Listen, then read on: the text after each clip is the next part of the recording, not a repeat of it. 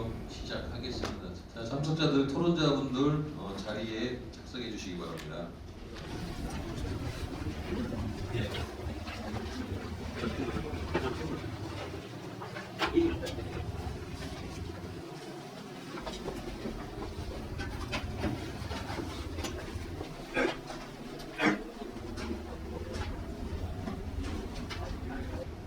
자, 그러면 지금부터 전라북도와 전라일보가 주최하고 전북개발연구소가 주관하는 전북 유학의 정체성과 활성화 방안이라는 주제를 가지고 2021 전북학 포럼을 시작하겠습니다.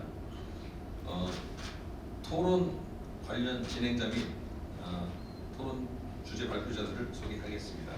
참고로 지금 좌장을 맡아주실 이재훈 교수님께서는 모시고 계시는 관계로 시작을 먼저 하는 걸로 양해를 부탁드리겠습니다. 먼저 기조 강연을 맡아주실 전북대 중문학과 김병기 교수님 나오셨습니다. 다음은 전북 선현의 문집 현황과 번역의 필요성을 주제로 주제 발표해 주실 문광대 한문교육학과 이의강 교수님 참석하셨습니다.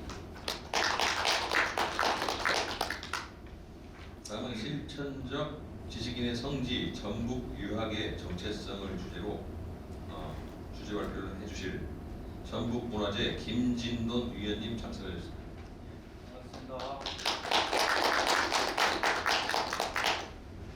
오늘 주제 발표와 함께 종합 토론을 맡아주실 한국도전번역원 전주분원의 김기현 교수님 나오셨습니다.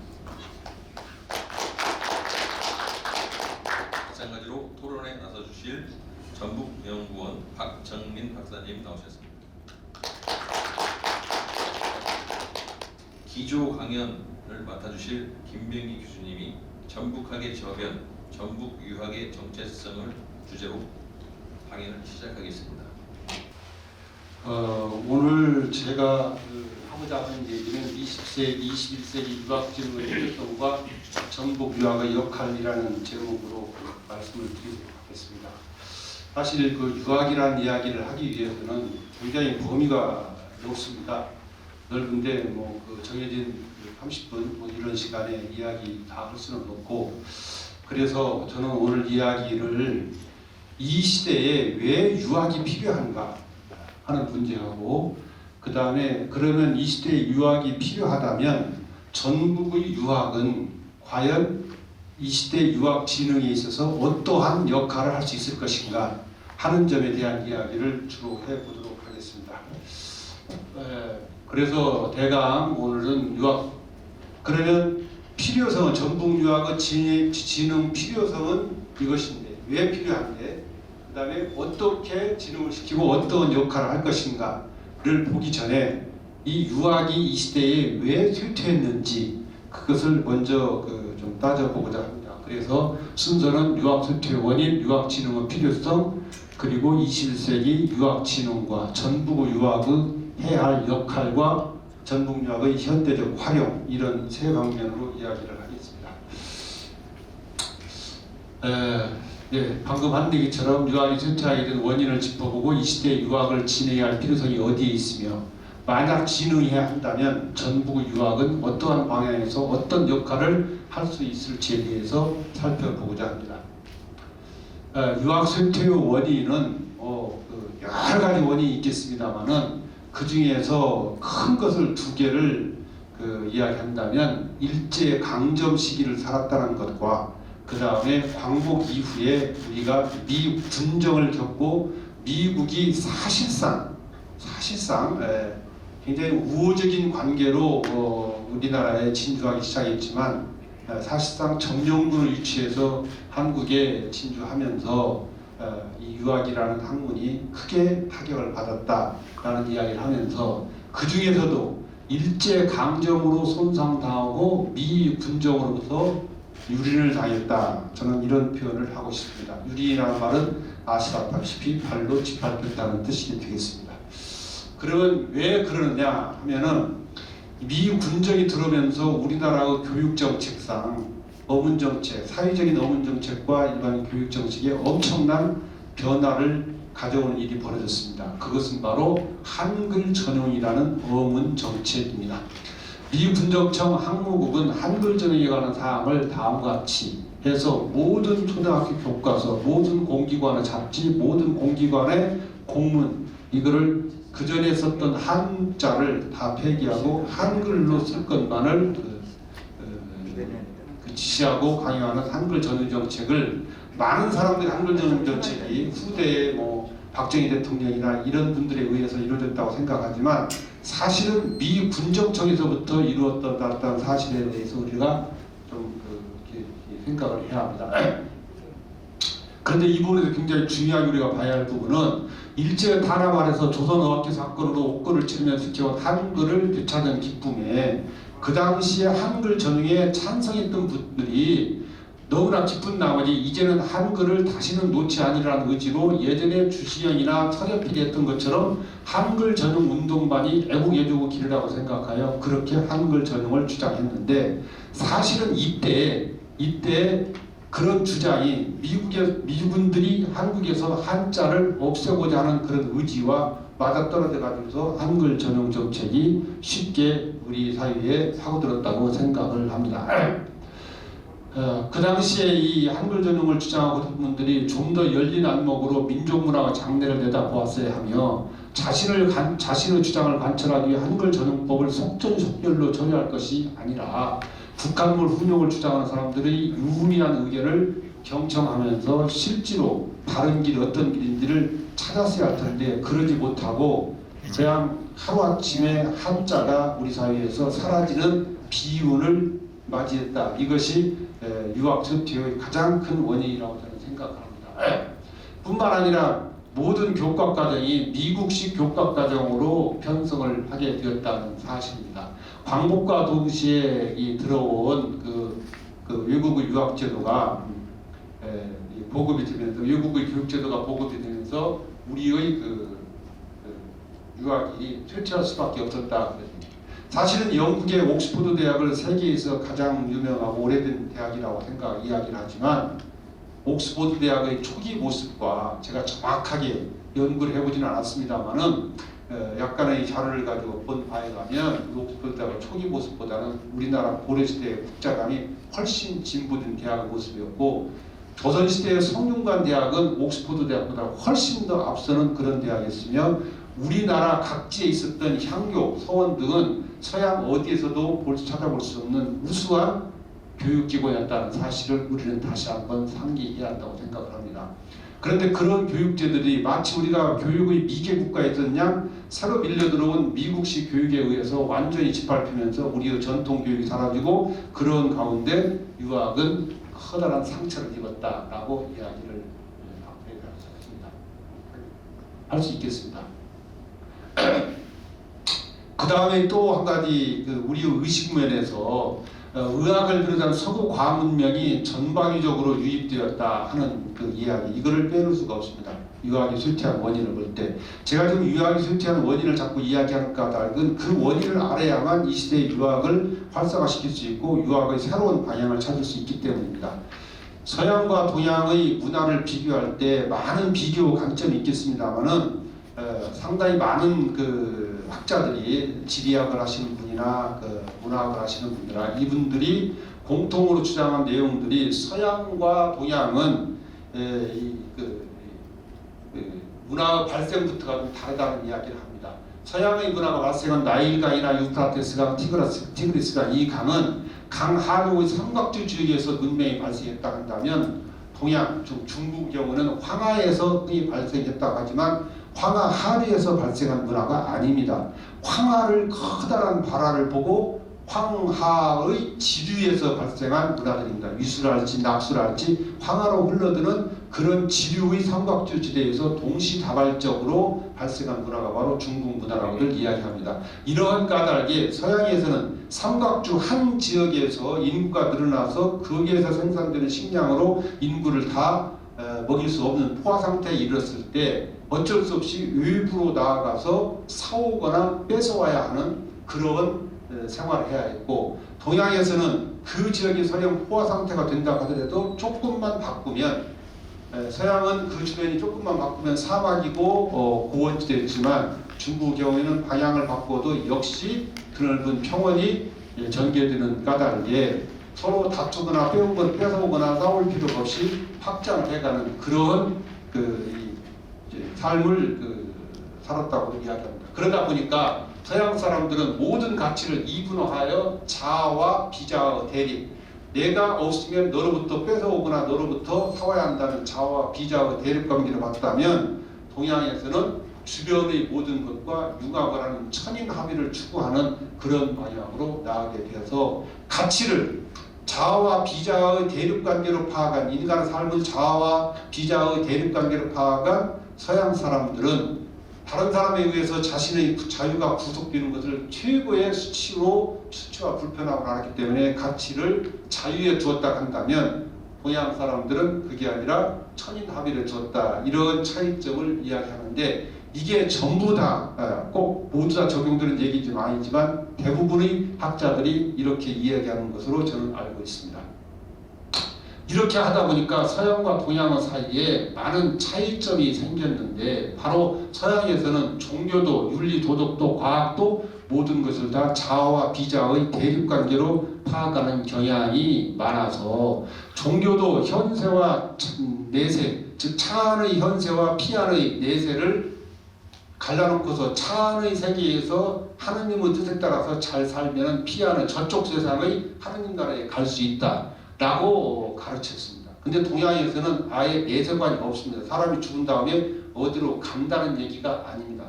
그래서 그냥 유학에서는 어디로 간다, 사람이 생애의 차생을 잘 살면 정말 어떤 극락세계에 간다든지 천당에 간다든지 간다는 개념이 아니라 내가 인을 실천함으로써 나 스스로가 위대한 그런 성인을 된다는 개념으로 해서 서양에서는 이분법적으로 자아와 비자아와 대립관계를 보다 보니까 종교마저도 이분법으로 간다, 이쪽에서 저쪽으로 간다는 생각한데 반해서 동양에서는 내가 노력해서 된다는 생각을 가졌다고 생각을 합니다. 이런 까닭에 모든 것들이 전부 다 이분법적으로 대립관계를 갖는데 근대에 이르러서 이는 병에 대해서도 서양에서는 병의 원인을 외부로부터 세균이 비자아인 세균이 나를 공격해 tum으로 해서 내 몸이 손상을 당하는 것을 병이라고 여겨서 그 나를 공격해오는 외부의 타자를 때려잡아야 한다, 박멸해야 한다 하는 생각을 가지고 의술을 발달시켜서 그를 박멸하기 위해서 항생제를 개발하고 주사기를 개발하고 해서 박멸하는 쪽으로 갔습니다. 그래서 한때 서양 의학이 그야말로 장티푸스, 이질, 콜레라 등등 많은 그런 전염병을 박멸하는데 엄청난 공헌을 한 것도 사실입니다. 즉 타자가 나를 공격해 올 때 그 타자를 방어하는 것으로서의 그 기제는 서양이 훨씬 동양보다 앞서 있었다는 것입니다. 그런데 우리 그 동양 사람들은 그것을 타자를 방어하지를 못해가지고 우리가 정말 콜레라에 걸려서 혹은 뭐 장티푸스에 걸려서 고열에 시달리고 있을 때 서양 사람들이 주사 하나를 선방을 놔주면 열 쫙 내리고 빵구 듣는 아기를 바라보면서 서양 의학을 거의 신들린 의학처럼 생각을 하고 그런 의학이 중심이 되어가지고 서양 과학에 대한 어떤 정말 무작정적인 그런 무한한 믿음을 갖게 되면서 동양 사상은 후퇴할 수밖에 없었다. 그런 가운데 성리학, 유학은 퇴퇴할 수밖에 없었다라고 저는 생각을 합니다. 그런데 21세기에는 이게 달라졌습니다. 21세기의 병은 20세기의 병과 완전히 다릅니다. 21세기의 병은 바로 나를 공격해오는 타자가 있었어요. 새도 있었다면 장티푸스든 이지든 콜레라든 천연두든. 그러나 21세기의 병은 외부로부터 나를 공격해오는 새 병균이 없습니다. 암, 태균이 있습니까? 없습니다.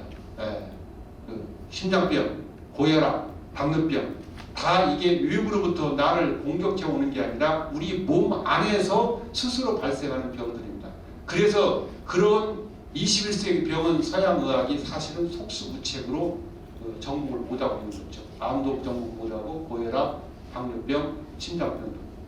그러면서 그 병들의 원인을 결국은 어디서 찾기 시작했냐면 인간이 자기의 생활을 잘 못함으로써, 즉 수신, 자기 몸닦음을 잘 못함으로 인해서 자기 내부에서 생기는 병으로 규정을 하고, 그 자기 몸닦음을 못하는 가장 큰 원인이 바로 스트레스다라고 해서 만병의 근원은 스트레스다라고 얘기해서 병을 치료하는 방법 자체가 바뀌려는 이때에 바로 코로나19가 나타나서 또다시 병이라는 것은 외부로부터 침략해 들어오는 것이다 라는 생각을 사람들이 가지면서 백신을 개발하고 치료제를 개발하려고 하고 있습니다만은 사실은 코로나는 타자가 준 그러한 병이 아니라 사실은 인간 스스로가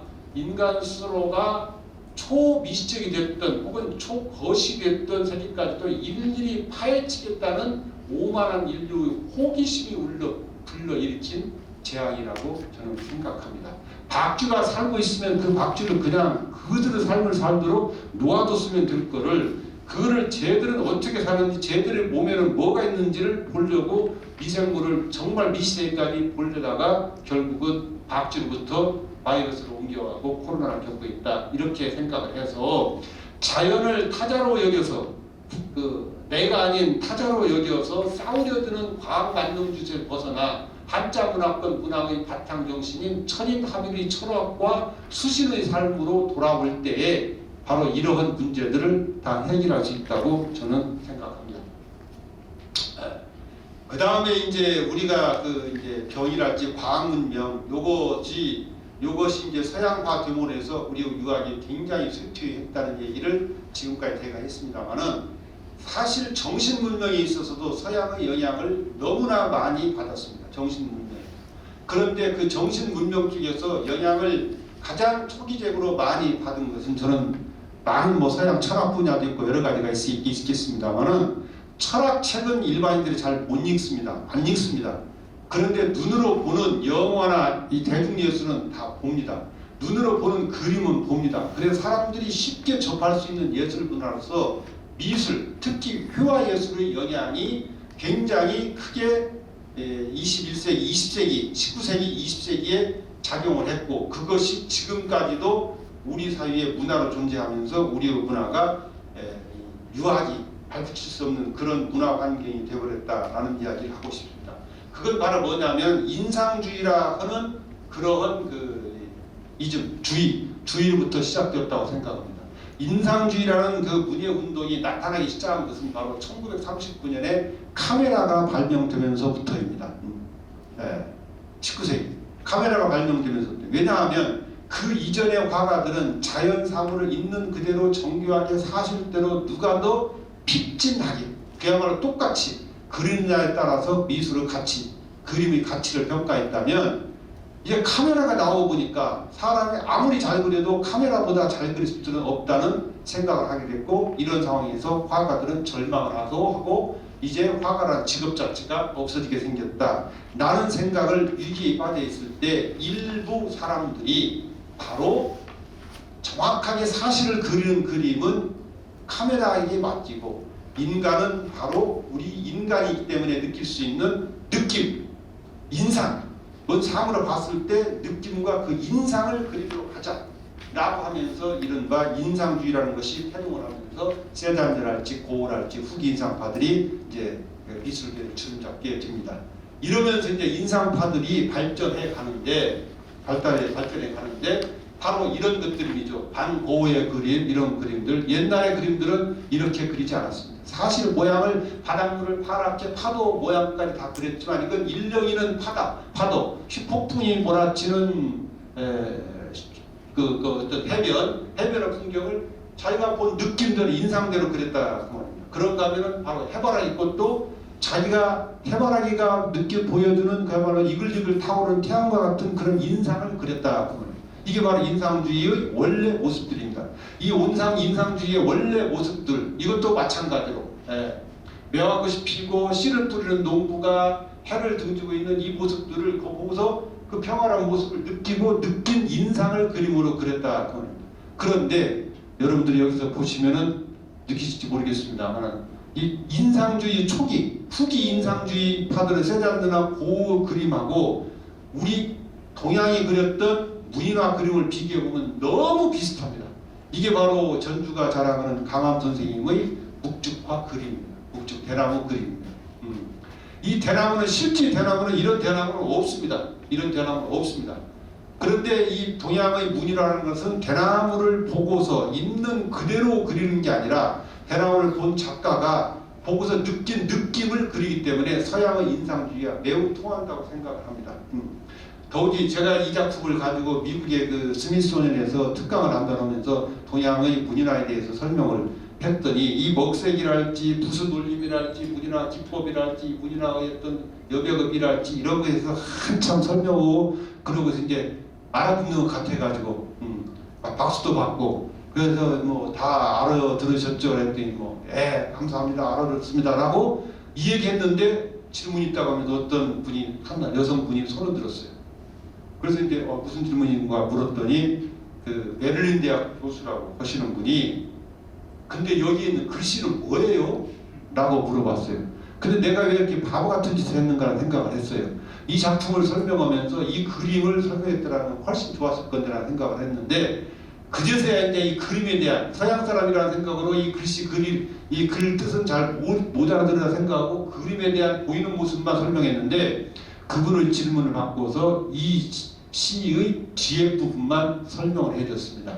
거년 호곡 인가견 작년에 호숫가 굽이진 물가에서 물가의 인가 어느 집에서 너 대나무를 보았는데 저사 어쩐 일로 이 일에 옮겨와 있느냐 오늘은 어디에 지상 종이로 옮겨와서 나에게 내 모습을 보여주느냐 하는 그러한 시입니다. 바로 이게 인상주의인 거죠. 이 그림을 보고서 사실대로 그린 게 아니라 작년 이맘때 어느 호숫가 굽이진 물가에서 바람결에 막 나부끼는 그 대나무를 보고 그 대나무 인상을 1년 후에 머릿속에 남아있던 인상을 그린 거다.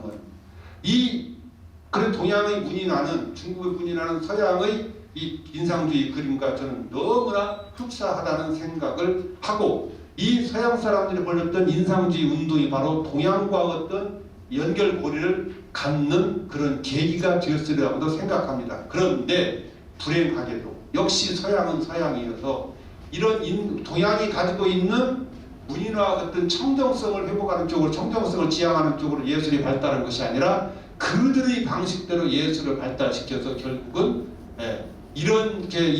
이런처럼 동양의 문인화 비슷한 풍조 그림을 그리던 사람들이 이제 이런 그림으로 소위 말하는 피카소 큐비즘이라는 거 이런 그림으로 나타나게 됩니다.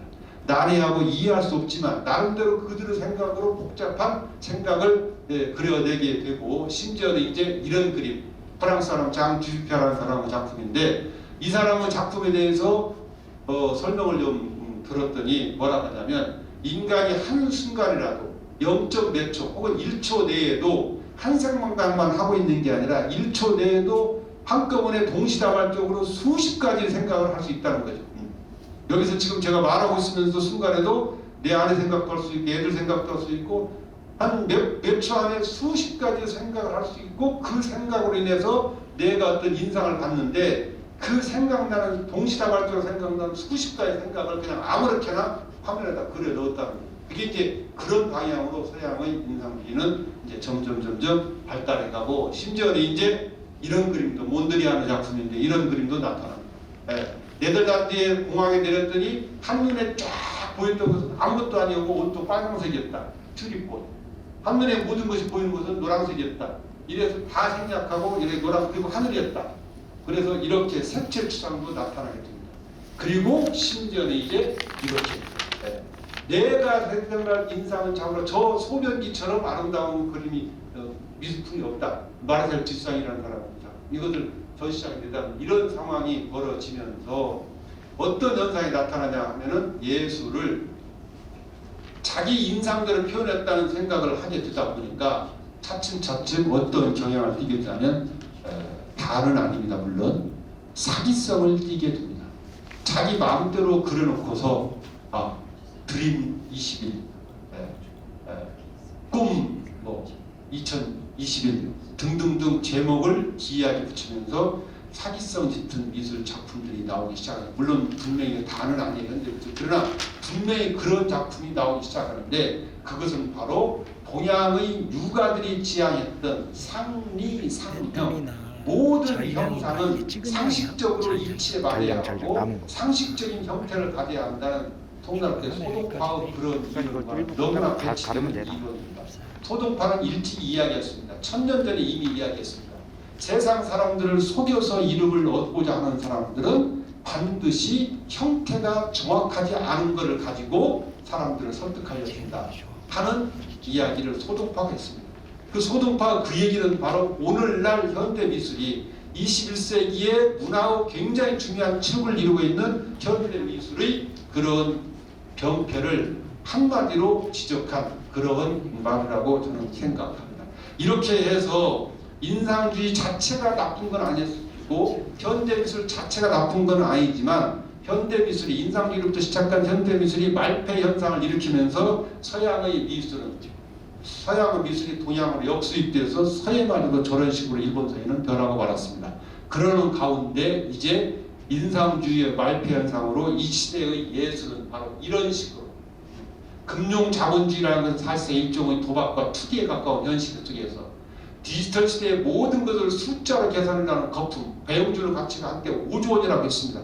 정말 과연 5조 원일까요? 지금 배우주의라는 사람이 사라지고 보이지도 않는데 이렇게 해서 띄우고 그 다음에 패션이라를 통해서 실물을 장하는 낭비와 거품이 유행하고 노자가 그렇게 하지 말라 했던 오감 만족을 추구하고 이런 병폐 현상들이 나타나면서 예술은 사기다 하는 말까지 나오게 되었습니다.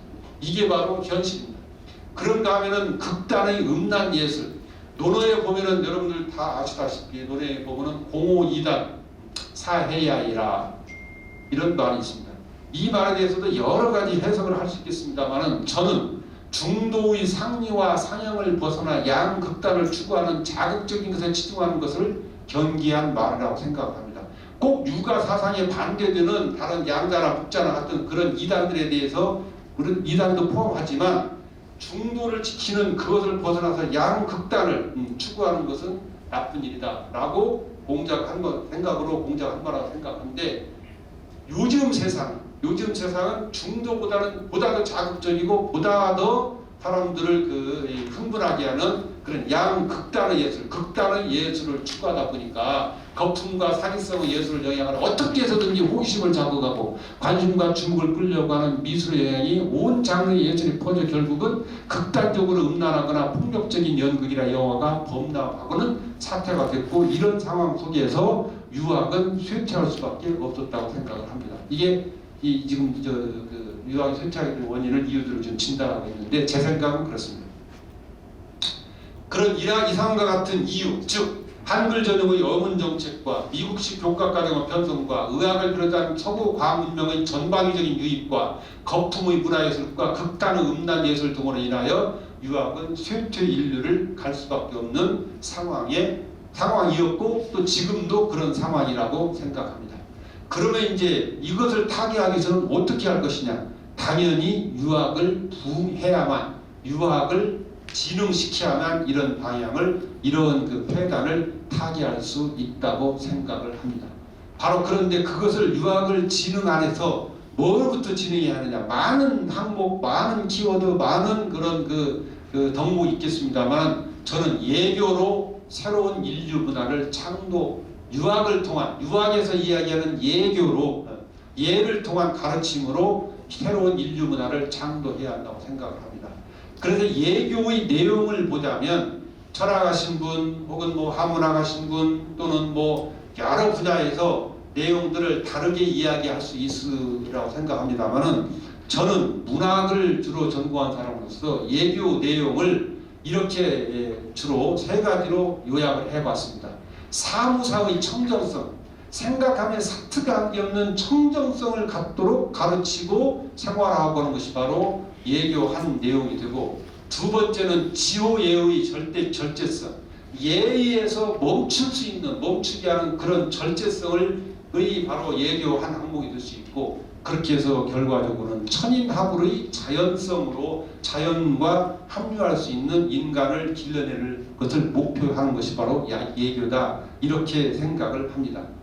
그런데 이 내용들은 다른 얘기와 다 서로 상통하리라고 생각합니다. 사무사의 정정성이라는 말은 바로 시경에 나오는 말인데, 시3배 1원이 폐기활 사무사라 하는 말에서 나오는데, 바로 이 말은 청정한 인격미를 예술 최고의 미로 본 그런 견해라고 생각합니다. 사무사의 정정성이 이 시대의 가치로 부각될 때 현대의 문화예술을 안고 있는 병폐를 치유할 수 있을 것이라고 생각하고요. 그 다음에 지호예의라 하는 말은 이거 역시 시경의 유경이라는 사람이 쓴 시경 대서 서문에 나오는 말인데, 바로 정의지만 지호예의라 하는 얘기입니다. 모든 예술과 문화 활동은 감정으로부터 출발하지만 감정으로부터 출발한 것을 그대로 놓아둬버린 것이 아니라 언젠가 어느 선에서는 예로 절제할 수 있게 가르쳐야만 이게 이 바른 문화예술로 갈 수 있다라고 하는 얘기입니다. 지호예의 인격미 축으로 인하여 한자문화권에서는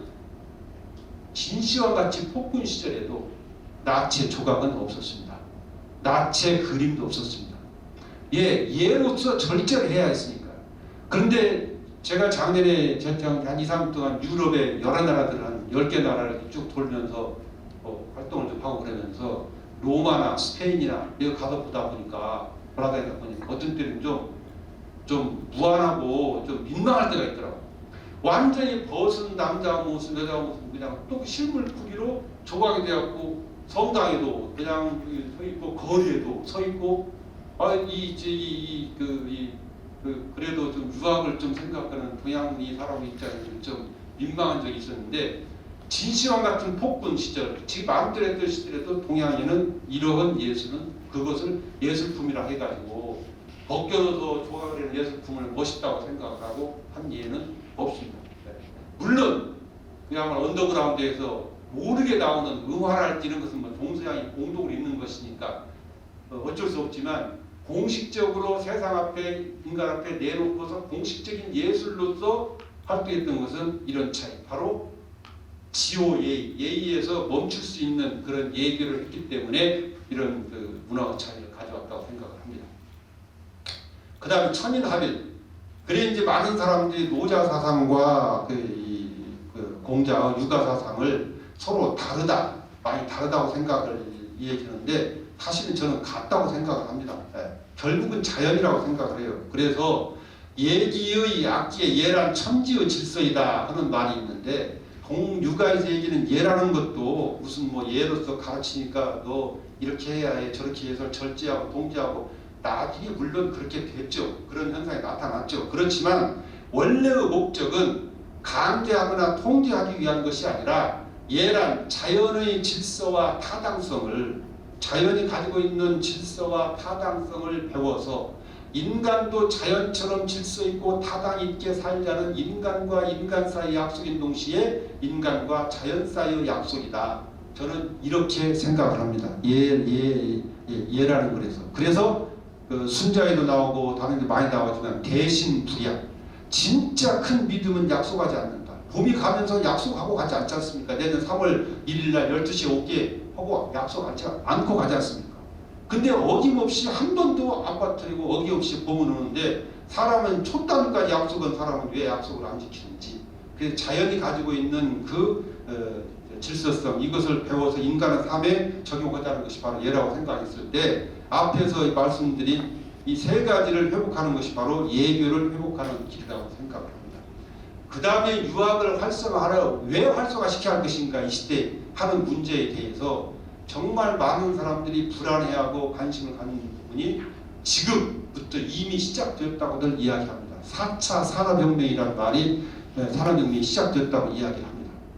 그런데 4차 산업혁명이 무엇인지는 아무도 알지 못합니다. 왜냐하면 1차, 2차, 3차 산업혁명까지는 그 산업혁명이 다 지나간 후에 그 결과를 보면서 사람들이 이거 산업혁명이네, 전기가 발명되면서 정말 큰 엄청난 변화가 일어나는데 해서 균합적으로 산업혁명이라는 말을 썼습니다. 컴퓨터 디지털 시대가 되면서 이건 역시 균합적으로 3차 산업혁명의 말을 썼습니다. 그런데 이 4차 산업혁명은 AI가 등장하자마자 미리 겁을 집어먹고 벌써부터 4차 산업혁명이라는 말을 쓰고 있는데 이 4차 산업혁명 시대의 문화와 예술이 어떤 방향으로 가게 하느냐에 따라서 인류 미래는 갈라질 것이고 그것을 어떤 방향으로 이끌 것인가는 바로 우리 유학을 어떻게 이 시대에 활용하고 어떻게 진흥시키느냐에 따라서 판도가 달라지리라고 생각을 합니다. 그러면 이 4차 산업혁명 시대에 우리가 어떻게 대비를 할 것인가? 이거는 순전히 제가 지어낸 말입니다.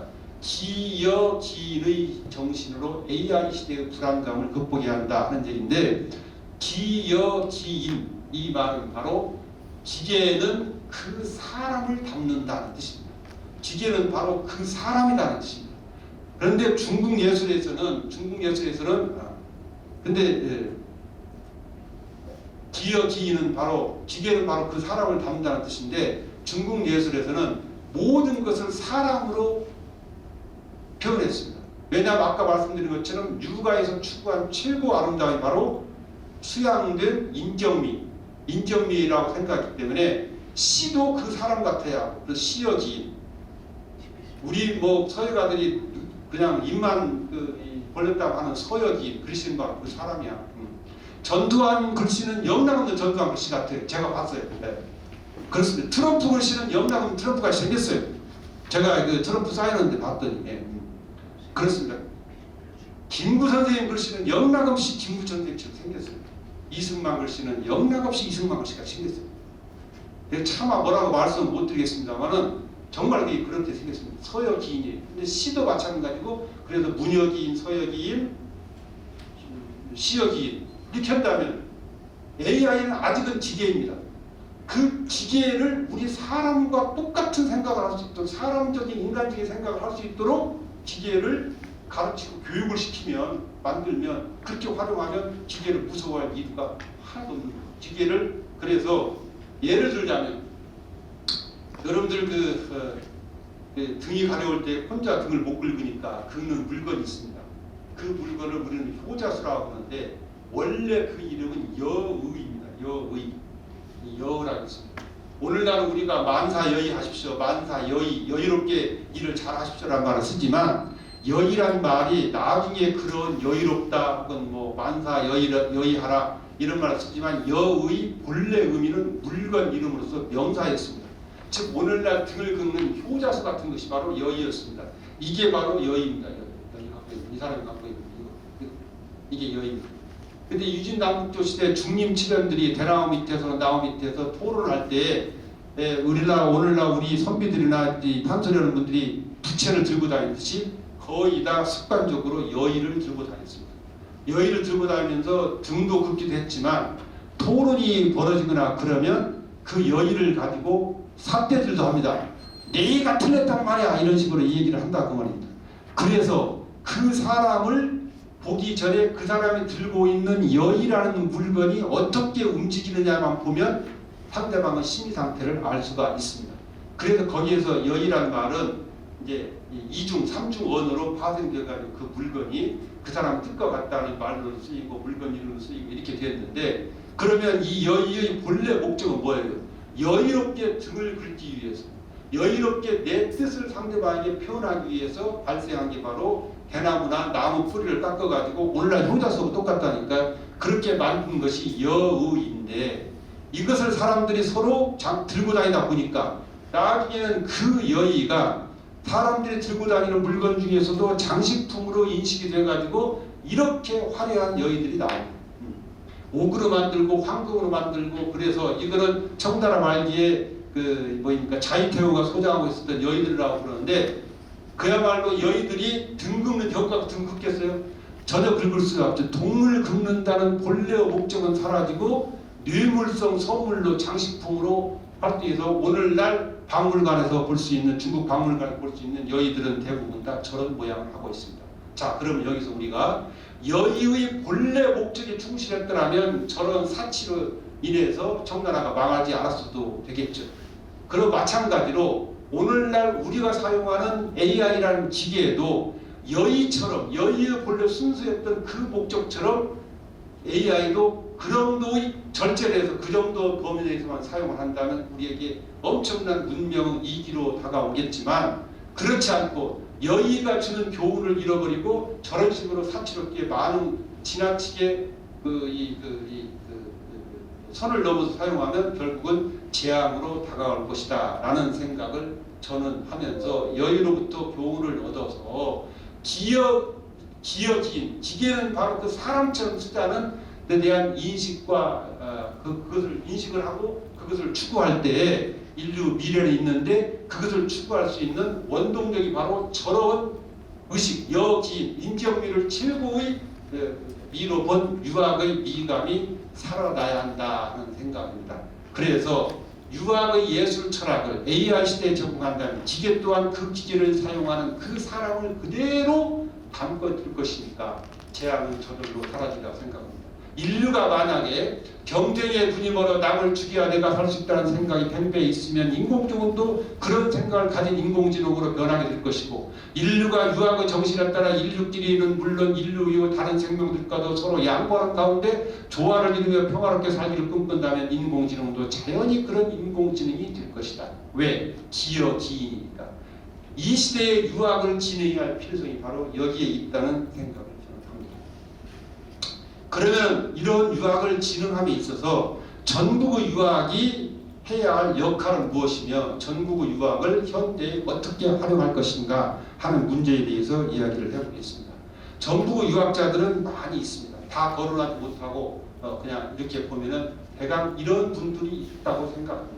그리고 뿐만 아니라 일제강점기로부터 강복 직후까지 유학의 전통이 풍전통화 유계척에 있을 때 그 학통을 후세에 전하라고 안간힘을 쏟은 이런 분들, 간제 전후선생까지 해서 유학이 끊기는 줄 알았는데 일제강점기가 어려운 시절에도 그걸 이어가려 했던 유제, 보제, 소위 말하는 삼제라는 흠제 선생, 이런 분들, 그 다음에 비록 한양에서 상장에서 자꾸 전라북도 유학에서 빼놓으려고 하지만 전북 태인에 옮겨와 가면서 한문에 전체 일제 이양 선생님 같은 이런 분들이 다 우리가 전라북도 전북의 유학자로서 모시고 배우고 해야 할 그럴 분들이라고 생각하는데, 시간이 없으니까 이분들 다를 얘기를 할 수는 없고, 이분들의 유학을 많이는 못 봤습니다만 대강 섭렵하면서 제가 공통으로 느낀 중요한 생각 하나가, 바로 이분들 전라북도 유학자들은 신문명을 태동시키고 신문명을 창조하는데 누구보다도 앞장서는 역할을 했던 사람들이 바로 전라북도의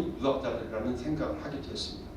다른 지역에 비해서 순수한 성리학을 연구한 유학보다도 대부분 신경주 선생이랄지 황인석 선생이랄지 이 대부분 그 석정 이정식 선생이랄지 다 실학 쪽에서 뭔가 이 시대를 치고 나갈 수 있는 새로운 문명을 창조하려는 욕구를 가지고 뭔가를 벗어나서 새로운 것을 창조하려고 했고, 특히 고려 말기의 지포 김구 선생님 같은 분은 바로 불교가 지나치게 난만해서 어떤 병폐를 일으킬 때 이것 갖고는 안 돼. 새로운 철학으로서 유학이 필요해서 유학을 붐을 내는 적극적인 노력을 했고, 최근에 연구한 바에 의하면 성리학을 도입하는데도 어느 정도 일정 정도 중요한 역할을 했다는 점에 대해서 신문명을 창조하고 새로운 문화를 태동시키려고 하는 그런 욕구가 굉장히 강했다는 생각을 합니다.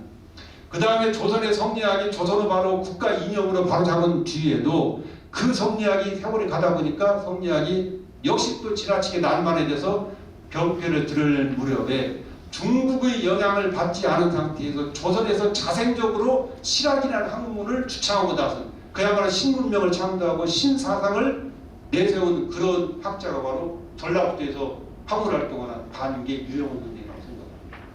그리고 이제 유학은 끝났다고 생각하면서 서양 문문 밀려오는 서양 문문 앞에서 다 같이 유학을 거둬들이려고 할 때 아니야, 이건 아직도 살아있어 라고 하면서 그 불씨를 후대에 전하기 위해서 그야말로 여러 곳을 돌아다니다가 이 개화도라는 섬에 들어가서 3천 제자를 기른 간제 선생님, 그것도 신문명을 준비하는 화종, 불씨로서 작용을 했다고 생각합니다.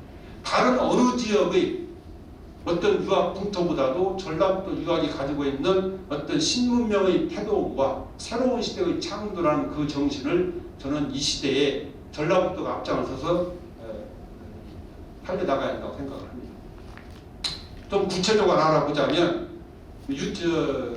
고려 말기에 유학자였던 지포 선생 같은 경우에는 정말 유강의 예민 정신을 몸으로 실천한 목민관으로서 정말 대단한 분이라고 생각합니다. 20살에 제가 나이를 깜빡했습니다.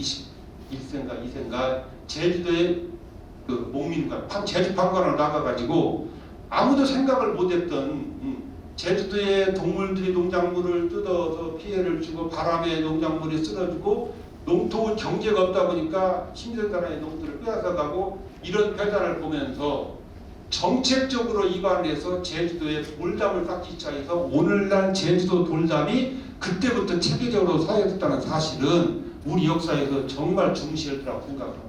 세계에는 돌담들이 굉장히 많습니다. 다른 나라에도 돌담이 굉장히 많습니다. 일본에도 많고 유럽 쪽에도 많이 있습니다. 그러나 그 다른 지역의 돌담들은 자연적으로 농사를 짓다 보니까 농토에서 돌이 나오니까 그게 불편하니까 자연스럽게 돌을 걸러내서 밖에 쌓다 보니까 자연스럽게 쌓인 돌담이 난다면 제주도 돌담은 성리학, 유학의 뜻을 가진 한 그야말로 에미누시 강한 목민관이 제도적으로 그걸 쌓기 시작해서 그런 돌담을 수백 킬에 이르는 돌담을 쌓았다는 점에서 인문학적 가치가 세계 어떤 돌담보다도 높다고 생각을 하고 제주 돌담도 바로 그런 관점에서 문화유산으로 보존해 나가야 된다고 생각합니다. 다행히도 제주의 돌문화공원에서 그 내용들을 충분히 인지하고 그 박물관에 이분의 어떤 코너도 따로 상당히 높게 만들고 최근에 거기다가 돌문화의 문인으로서 입이 말고 다른 또 비석을 또 세워서 많은 사람들이 볼 수 있는 세웠더라고요. 이런 점도 바로 새로운 어떤 그 시대를 준비하는 그런 정신이었다고 생각을 하고요. 그 다음에 이제 유학 부흥원들 그 당시에 불교 국가였던 그 상황에서 그 당시에 권신이었던 무신이었던 최왕을 상대로 치는 이 조원각경이라는 이 시. 거기에 서문을 쓰라고 하니까 유명한 이 시를 썼지 않습니까? 벌은 노래 부르고 나무는 춤추며 온갖 꽃이 다 새롭게 피었구나. 이게 전부 다 불국정도 화장세계인데 그 속에서 진리를 봤으면 됐지 종일처럼 당신처럼 원각경 설득관답치고 중얼거리니 입을 봉한채 남은 봄이나 잘 지내시오 라고 이 시를 썼다는 거 아닙니까? 그 당시에 그 엄청난 힘을 가진 무신 앞에서 이 시를 지은 대가로 10년 동안 부안으로 낙향에서 관직을 뺏기고 낙향에서 10년 동안 전라북도 부안의 낙향에 살면서 그때 많은 학생들을 가르쳤습니다. 네. 혹자는 지포 선생님이 말년에 부안으로 낙향에서 은거했다고 그러는데 그건 아니고요. 이 젊은 시절에 혈기에 넘칠 때 부안에 내려서 10년 동안을 학생들을 가르쳤다는 사실은 전라북도 유학에서 굉장히 주의 있게 봐야 할 부분이라고 생각을 합니다. 그리고 제가 늘 하는 얘기입니다만은 이분이 얼마만큼 유학 부흥의 진흥의 뜻이 컸냐 하면은 그 아버지도 마찬가지였던 거예요. 아버지도 지금 의자라는 분인데 원래의 이름이 101이라 해서 100일 이렇게 안 써놨군요. 100일에서 100백자에다가 그 무게 단위를 세는 제곱 옆에다가 더하기 자 쓴 일자인데 이 중국에 갔다 오고 그 중국에서 유학을 진행하는 모습을 보고 돌아온 다음에 이름을 바꿨어요. 이름을 구라고 바꿨어요. 구. 근데 이 구는 공자 구하고 완전히 같은 글자입니다. 이게. 근데 구가 그 공자의 구를 이렇게 바꿨단 말이에요. 이렇게 바꿔. 그건 뭐냐면 이 구자가 이제 언덕 구자인데 공자 이름이다 보니까 많은 사람들이 공자 이름을 함부로 쓸 수 없다. 나도 공자 이름을 쓰기를 좀 피이겠죠. 그러니까 똑같은 의미로 후기 글자로 구자를 만들었어요. 중국에서 후기 글자. 그래서 뜻은 같아요. 근데 요 글자를 해갖고 자기를 공자에 견주어서 공자 이상의 어떤 유학을 이 시대에 진흥시켰다는 생각을 했어요. 그 다음에 자를 차산이라고 지었습니다. 자하고 이름하고는 뭐 잘 아시겠지만 반드시 관계가 있어야 합니다. 비슷한 의미로 관계가 있든 반대 의미로 관계가 있든 제갈량의 자가 공명입니다.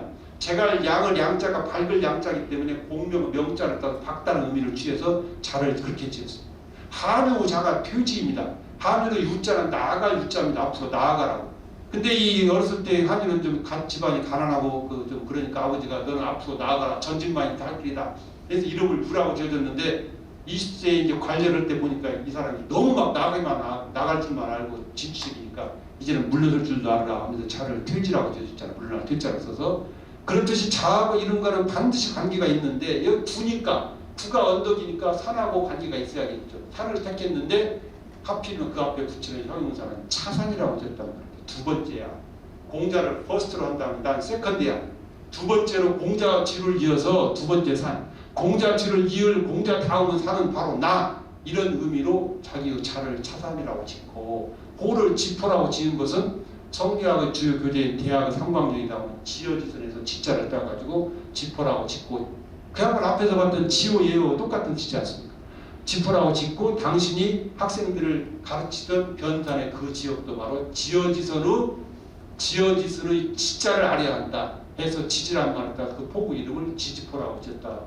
이러한 이름과 자와 호에 얽힌 그리고 당신이 거쳐있던 그 지역의 이름까지 이렇게 바꾼 것을 봤을 때 이미 20대에 불교는 안 된다. 불교도 굉장히 좋지만 불교는 이미 너무 난만해졌다. 새로운 사상으로서 유학을 부흥하고 유학으로부터 새로운 문명을 태동시키고 장도해야 한다는 그 의지가 굉장히 강했던 것으로 파악할 수 있습니다. 뿐만 아니라 중국에 갔을 때 이 당시에는 원나라가 들어서 몽고 시절인데 중국에 가가지고 중국에서 유학이 어떻게 진흥시키고 있는지를 낱낱이 보고 왔어요.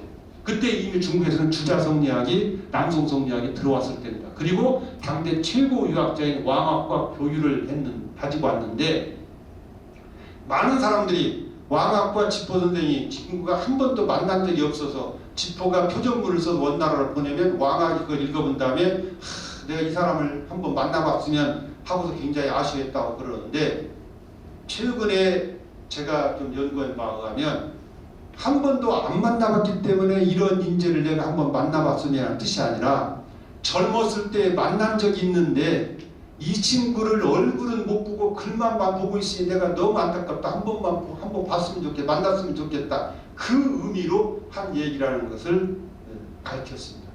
그래서 왕학과 이 사람이 김구가 얼마만큼 깊은 관계를 가지고 왕학을 통해서 원세조 쿠빌라이를 설득시키고 하는 그 유교문서들을 보면은요 표전문을 보내면서 왕학한테 사시를 써서 보내요. 근데 사시를 읽어보면 정말 나라를 구하고자 하는 욕구와 새로운 문화를 창조하고자 하는 욕구가 굉장히 강합니다.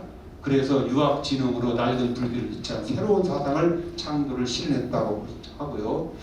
그 다음에 이거는 정말 학계에 안 알려진 거의 처음으로 이야기하다시피 하는 최근에 들어서 하는 얘기인데 지포 김구 아들이 있습니다. 김여우라는 분.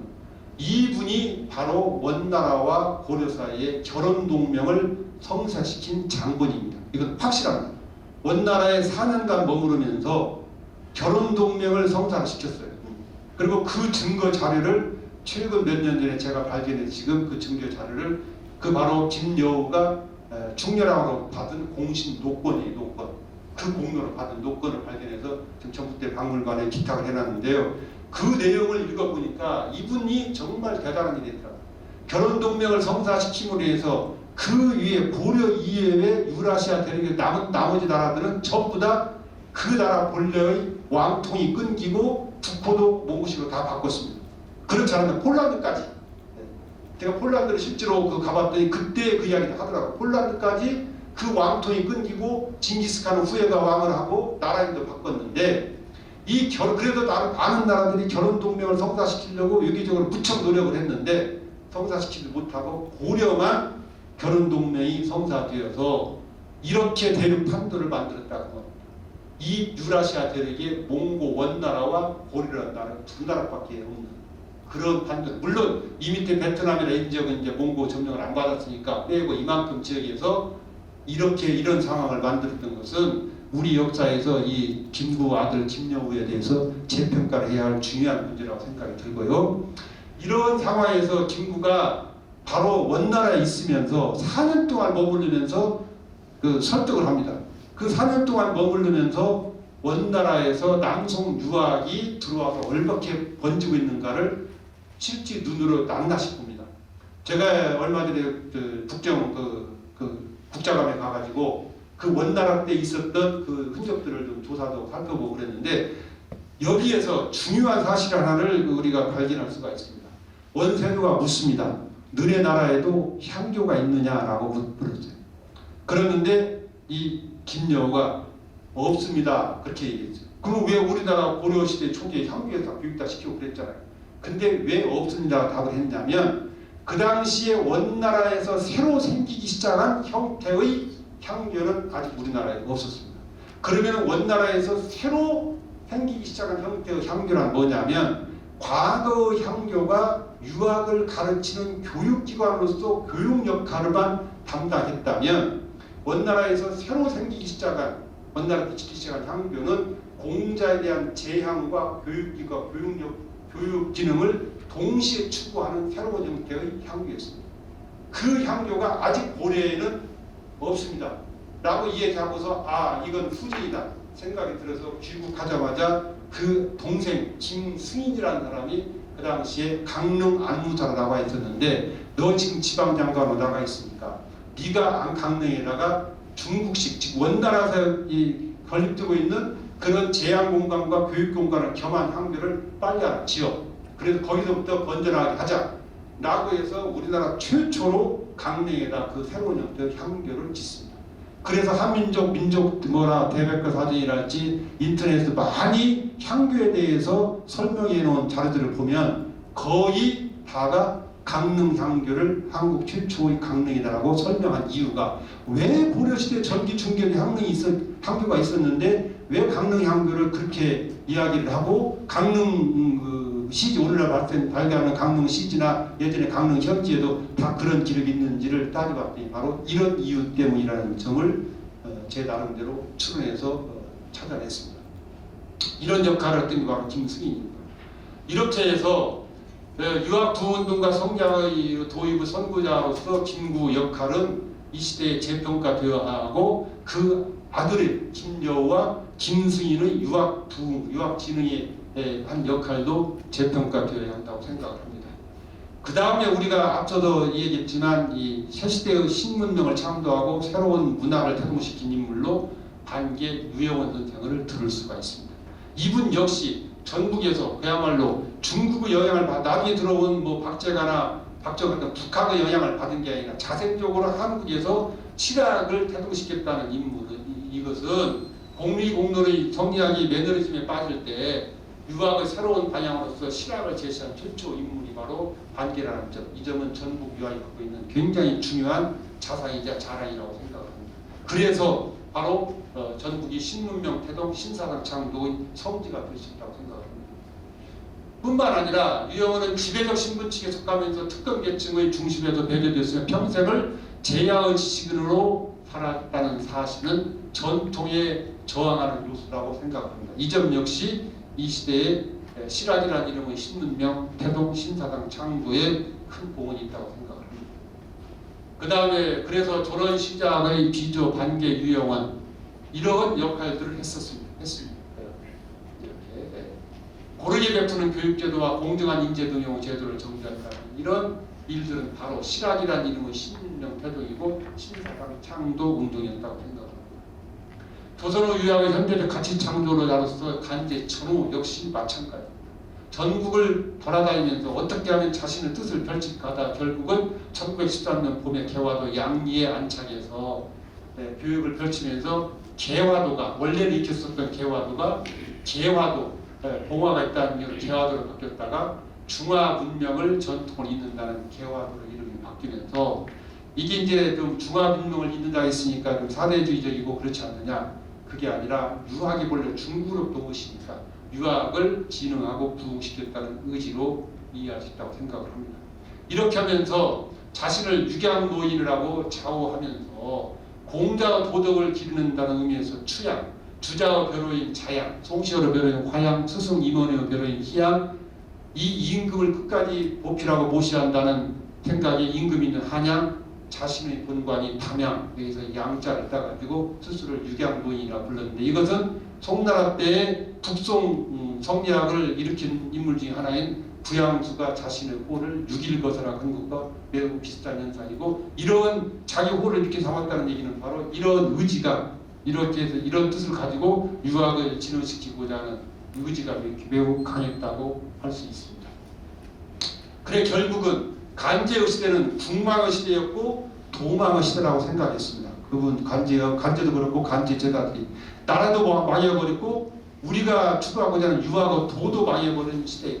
그래서 그분들은 스스로 대결국 끝장을 나는 뭔가 판가람이 날 시대로 판단을 해서 이 시대가 이대로 나락으로 떨어지는 판가람이 나더라도 나는 이 불씨를 후세에 전해야겠다는 그런 의지를 가지고 교육을 했던 사람인데 결국은 문명의 생일을 열지 못하고 엉뚱한 방향으로 흘러갔는데 이 엉뚱한 방향으로 흘러가는 상황을 간제 선생뿐만 아니라 간제 선생님 제자들이 무척 안타까워하고 이런 여러분들도 많이 보셨겠지만 바로 이런 내용의 한탄하고 시대를 한탄하는 시들이 굉장히 많이 지었는데 간제 제자인 유재 송기면의 시 한 수를 보면은 왜 제가 유재 선생님 시를 가져갔냐면 간제가 돌아가신 다음에 아시다시피 상을 치를 때 호상을 맡은 게 바로 유재입니다.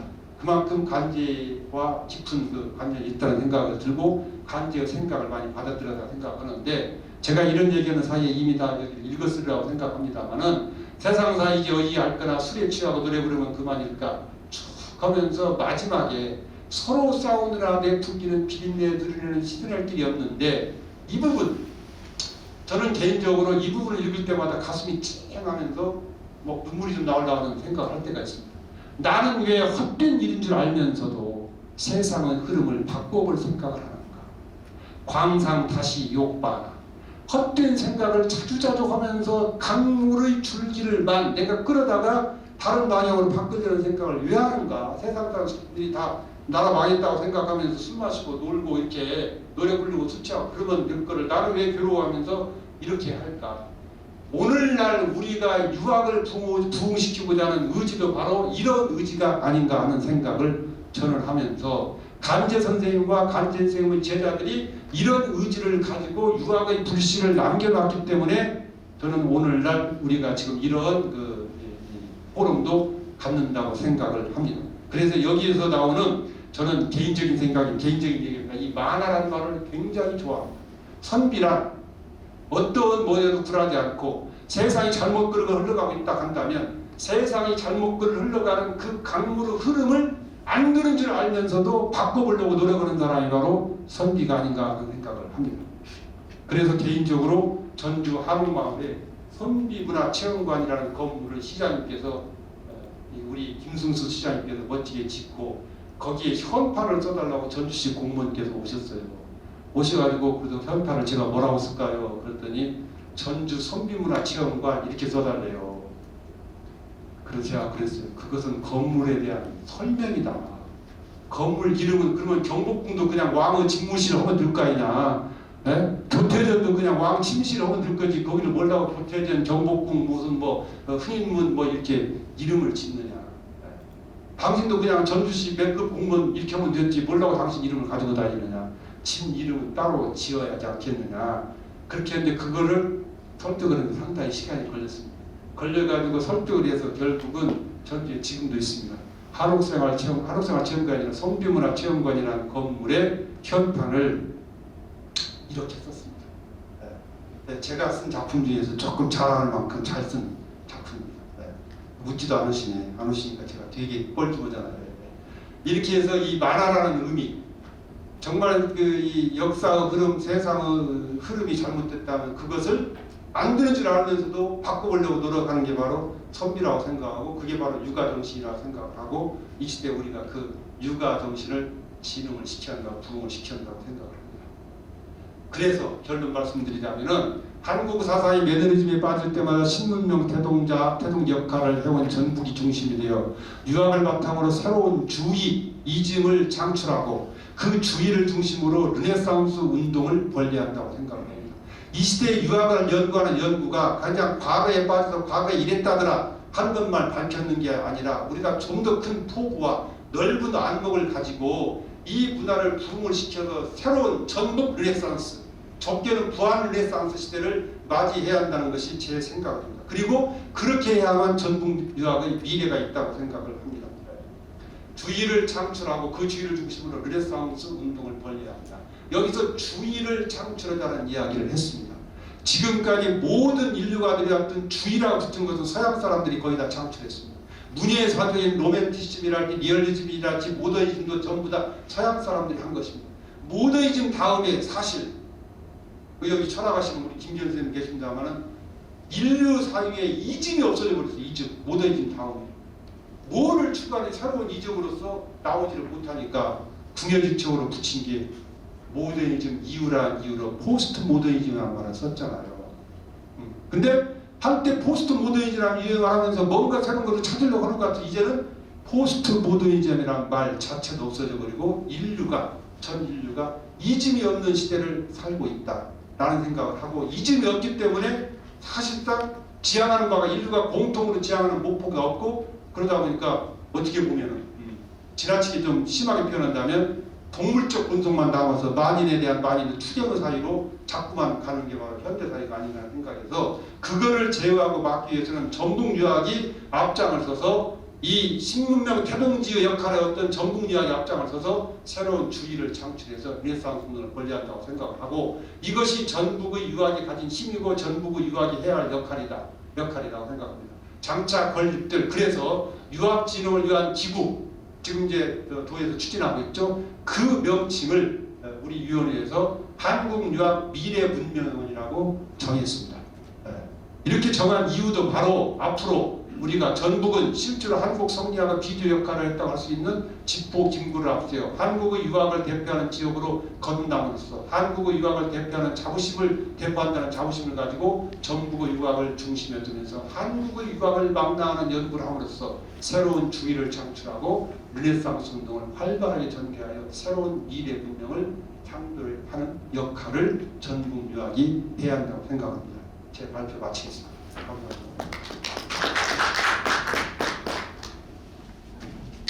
예, 반갑습니다. 저는 옹광대학교 한문교육과 이유관 교수입니다. 저의 발표는 이러한 순서로 진행하도록 하겠습니다. 1. 머리말 2. 유교의 정신은 수기야 아니 3. 유교 정신의 성취자 반개 유영원 선생 4. 간제 전호 선생 및 간제학파의 강학과 교육활동 5. 정체성 확립을 위한 3가지 활성화 방안. 마지막으로 매진말이 순서로 발표를 진행하겠습니다.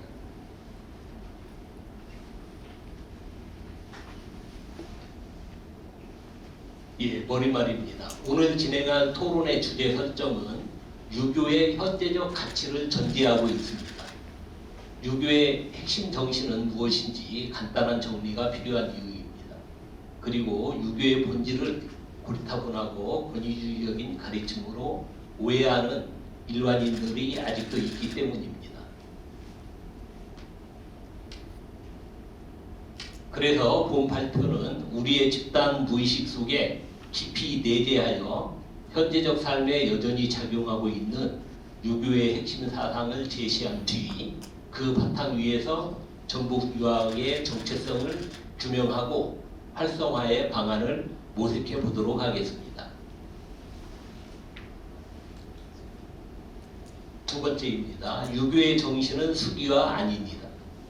유교의 핵심 정신을 간략하게 요약한다면 논어 허문편에 보이는 공자의 2마디 말씀, 자신의 덕성을 수양하고 사람들을 편안하게 해준다. 수기 아니이라고 할 수 있습니다. 공자님의 이 말씀은 사회의 지도자는 자신의 내면적 덕성을 완성하는 수기와 사회를 구성하여 함께 사는 사람들을 편안히 살 수 있도록 해주는 아니, 2가지 정신을 끊임없이 성찰하고 실천해야 한다는 가르침입니다. 논어의 내용은 사실상 수기와 아닌이라는 이 2가지 정신을 어떻게 완성하고 실천한 것인지 토론한 내용이라고 할 수 있습니다. 그리고 대학에서 유학자들의 공부 순서를 성의, 정심, 수신, 재가, 치부, 평찬화로 제시하고 있는데 이 공부 순서도 수기와 아닌 2문제로 단순화할 수 있습니다. 중국 국송시대 성리학자인 정자의 수기와 아닌에 대한 견해는 이와 같습니다. 군자가 자신을 수양하여 백성을 편안하게 해준다는 것은 공경심을 안으로 독실히 하여 온 세상이 태평해진다는 뜻이다. 오직 위의 임금과 아래의 신하가 공경심을 한결같이 간직하면 하늘과 땅이 절로 자리 잡히고 만물이 절로 길러져서 기운이 조화롭지 않음이 없어 네 가지 영물이 모두 이룰 것이다. 이 공경심은 신을 체득하고 순리를 통달하는 방도이니 총명예지가 모두 이것으로 말미암아 나오며 이것으로 하늘을 섬기고 상제께 제사한다. 수기와 안인이라는 두 과제를 공경심으로 동시에 완성할 수 있다는 정자의 견해입니다. 개인적 차원에서는 공경의 마음을 내면에 굳게 지니면 수양이 이루어져 지혜로운 사람이 되며, 사회적 차원에서는 임금을 비롯한 사회의 지도자들이 모두 공경의 마음을 지닌다면 사회뿐만 아니라 천지와 만물까지도 모두 조화를 얻어 태평성세가 된다는 내용입니다. 정자의 견해는 제도가 곧 사상이라는 관점에서 바라볼 때 일정한 약점을 지닙니다. 사람의 정신은 사회 제도에 의해서 제약을 받고 역사는 민주적인 사회 제도를 향하여 부단히 발전해 온 과정입니다. 위아래 사람들이 공경심을 돈독히 가지기만 하면 수기와 안인이 절로 완성된다는 견해는 실현 가능성이 그다지 높지 않다고 볼 수 있습니다. 공자 사후 수천 년의 유학 사상은 수기와 안인이라는 두 문제를 놓고 사유한 내용입니다. 유학자가 시대적 상황에 따라 또는 개인적 성향에 따라 어느 한쪽에 더 중점을 두는 차이가 있기도 하였지만 양자 모두를 성취하고자 하는 것이 유학자들의 사상이며 우리 학자들의 경우도 마찬가지였습니다. 3. 유교정신의 성취자 반계 유영어.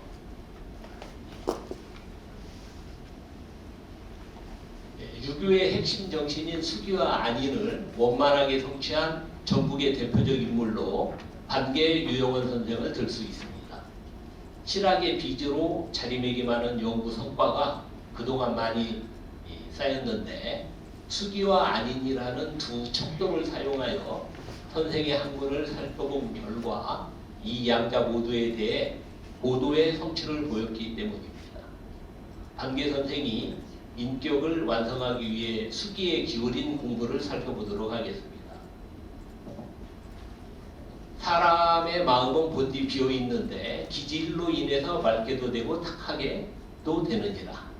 새벽에 일찍 일어나고 밤이 깊어 잠자리에 들라. 의연하고 강강하여 아무쪼록 힘써 게을리 말라. 나태한 태도를 없애고 보면 도로부터 멀지 않으리라.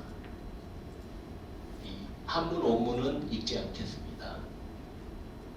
이 작품은 반계 선생이 21살이었던 1642년에 쓴 것입니다. 젊은 약관의 시절부터 인격 완성을 위한 수기에 얼마나 힘을 쏟았는지를 파악할 수 있는 내용입니다. 반계 선생은 아침 일찍 일어나 밤늦게 잠자리에 누울 때까지 모든 순간 의지를 굳건히 지닐 것을 다짐하고 있습니다. 사람은 타고난 기질이 서로 차이가 나고 이 기질 때문에 의지력이 게을러지기도 하는데 의지력을 굳게 지녀서 기질을 힘껏 통솔해야만 사람으로서 걸어야 할 길에서 벗어나지 않을 수 있음을 스스로 경계하고 있습니다. 이처럼 반계 선생은 젊은 시절부터 주체의 내면적 확립을 위해 이른 아침부터 밤늦도록 치열하게 공부하였던 것입니다. 반계 선생은 32세인 1653년 겨울에 삶의 거처를 부안 우반동으로 옮긴 뒤로는 백성을 편안하게 해줄 수 있는 안인의 구체적 방도를 평생을 바쳐 연구하였습니다. 반계 수록에 수록되어 있는 선생의 말을 통해서 재확인해 보겠습니다. 살피건대 오늘날의 적폐들은 여기는 율곡 이이 선생의 도문문답입니다. 여기에서 그 계략을 볼 수 있는데 만약 조목조목 진술하고자 한다면 날짜가 모자랄 지경이다. 그렇지만 모든 일에는 근본과 말단이 있으니 근본을 거행하면 말단은 절로 바로잡히게 된다. 대개 전제가 이미 행해져 전지를 기준으로 출병하게 되면 일족이나 이웃에게 도망친 자들의 세금을 대신 거두는 폐단은 제거하기를 기약하지 않아도 저절로 제기될 것이다. 네, 이하 생략하겠습니다. 결론적으로 안민을 이룩하기 위한 단계 선생의 모색은 그 범위가 국정 전반을 포괄하는 근본적 국가 개혁론이었음을 엿볼 수 있는 내용입니다. 선생은 19년이라는 오랜 세월에 걸쳐 국가 체제에 대하여 역사상 이전에는 전혀 논의된 적이 없었던 새로운 원래의 통치 법제를 모색하여 그 결과를 반개수록으로 정리하였습니다. 반개 선생은 유교의 핵심 정신인 내면의 덕성 수양을 위한 수기와 백성의 평온한 생활 보장을 위한 안인을 위해 필생의 정력을 기울여 끊임없이 성찰하고 연구하였습니다. 수기와 안인 양자를 고도의 경지로 승화시켰음은 다음 한시를 통해서 확인할 수 있습니다. 산에서 나무하고 물에서 낚시하며 안빈할 수 있고 조그만 농지 있는 곳으로 돌아와 세상 등진 곳과는 다르지요. 비온 뒤라 산의 모습은 곳곳이 아름답고 봄 돌아와 경물들은 계절과 함께 새롭다고 근심은 일상이 규범에 어긋날까 하는 것이고 즐거움은 옛 책에서 참된 진리 깨닫는 것이라고 저물도록 도취하여 인생이 저물어감도 모르는데 일어나 대나무 바라보니 나와 더욱 어울린다고. 선생 43세인 1664년에 지은 작품입니다. 서무후룡이라는 인물에게 화답하는 내용인데 작품 내용은 선생 자신이 우반동에서 보내고 있는 생활은 세상을 등진 것과는 구별되어 결코 은둔 생활이 아님을 밝히고 선생의 거처에서 바라보이는 변산의 수려한 자연 환경을 간략히 묘사하였습니다. 이어 우반동에서 일상과 이상을 조화롭게 실천하고 있는 자신의 삶을 표현하였습니다. 최후로 선생의 삶은 늙어가는 줄도 알지 못할 정도로 만족스러우며 전도를 변치 않고자 나날이 대나무를 바라보며 성찰하고 있음을 밝히고 있습니다.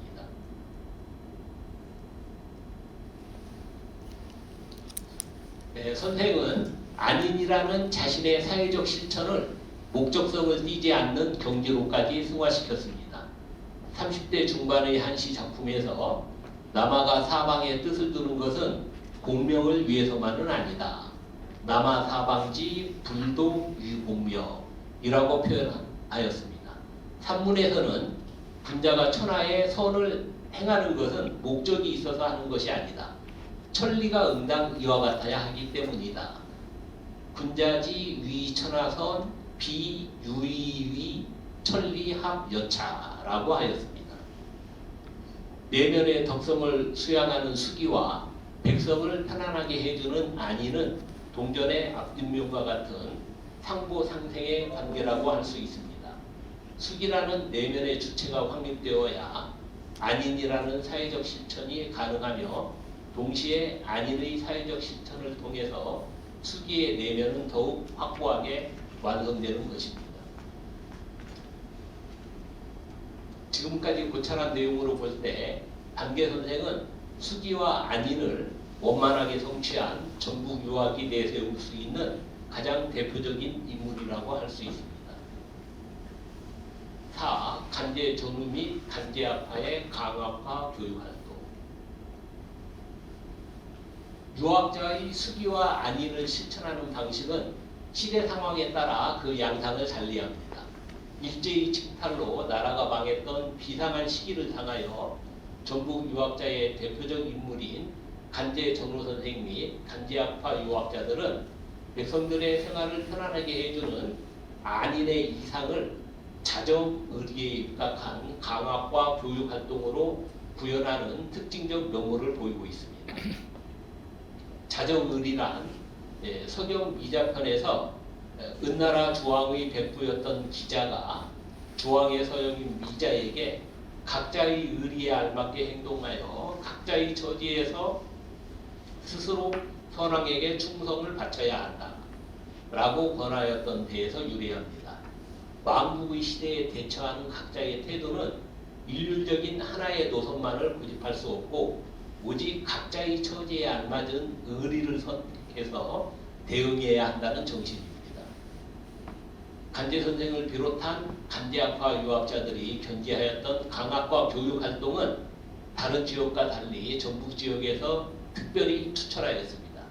기호학파의 주요 학통을 계승한 전주 출신의 간제 선생이 일제히 국권 침탈로 나라가 망해가자 1908년 부안 왕등도에 들어간 이래로 계하도에서 돌아가실 때까지 만겁이 지나가도 끝까지 한국에 선비요 일생을 기울여 공자의 제자가 되리라 라고 벽에 써서 붙여놓고 저리를 지키면서 강학과 교육 활동에 전념하여 1500여인에 이르는 아까 김병기 선생님은 3000여인이라고 말씀하셨는데요. 많은 제자를 배출한 영향으로 볼 수 있습니다. 간제 선생의 제자로서 문집을 남긴 전북 지역 학자들을 전북 선현문집 해제 1책부터 3책까지를 통해 조사한 결과 무려 61인에 이르고 있습니다. 열거하면 다음과 같습니다. 박병화 선생의 가은 유구로부터 시작하여 한용민 선생의 후제 유구에 이르기까지입니다. 이상은 민족문화 추진의 부설 국역연수원 전주군원에서 당시 부원장이던 김성환 선생의 주도로 2003년부터 2005년까지 이루어진 조사의 결과입니다.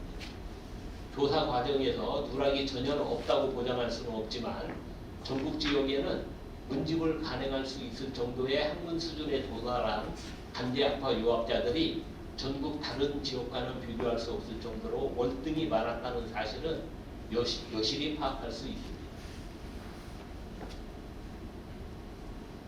간제 선생과 간제학파 유학자들이 각자의 내면적 덕성을 함양하기 위해 기울였던 수기방면의 공부가 다른 지역 유학자들의 공부와 구별되는 어떤 특성을 지녔는가를 규명하는 일은 한문학을 전공하는 저의 역량을 벗어나는 작업이므로 이에 대해서는 관련 전문가들의 연구를 기대합니다. 다만 본 발표에서는 간제학파 유학자들이 주체의 사회적 실천인 아닌 방면에 보였던 특징적 면모에 집중하여 살펴보도록 하겠습니다. 위의 17에 보이는 금제 최병신 선생이 자정의 의리에 입각하여 전개했던 강학과 교육활동 면모를 한 시작품을 통해 읽어보겠습니다. 선생은 62세인 1935년에 7월 기망에 부질없이 웃다라는 작품에서 다음과 같이 읊었습니다. 달이 한창 가을인 이날 밤에 산다. 날씨 상쾌하여 논일기에 적합하다.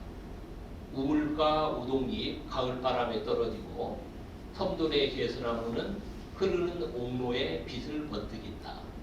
시국을 논함에 몇 번이나 찬생 위에 눈물을 흘렸으며 옛날을 그리워하며 백발의 수심을 금하기 어려웠다. 경국 제세의 방책 반드시 이 책 속에 있음을 아노니 멋들이어 보여서 등불을 가까이하여 읽는 것이 옳으리라.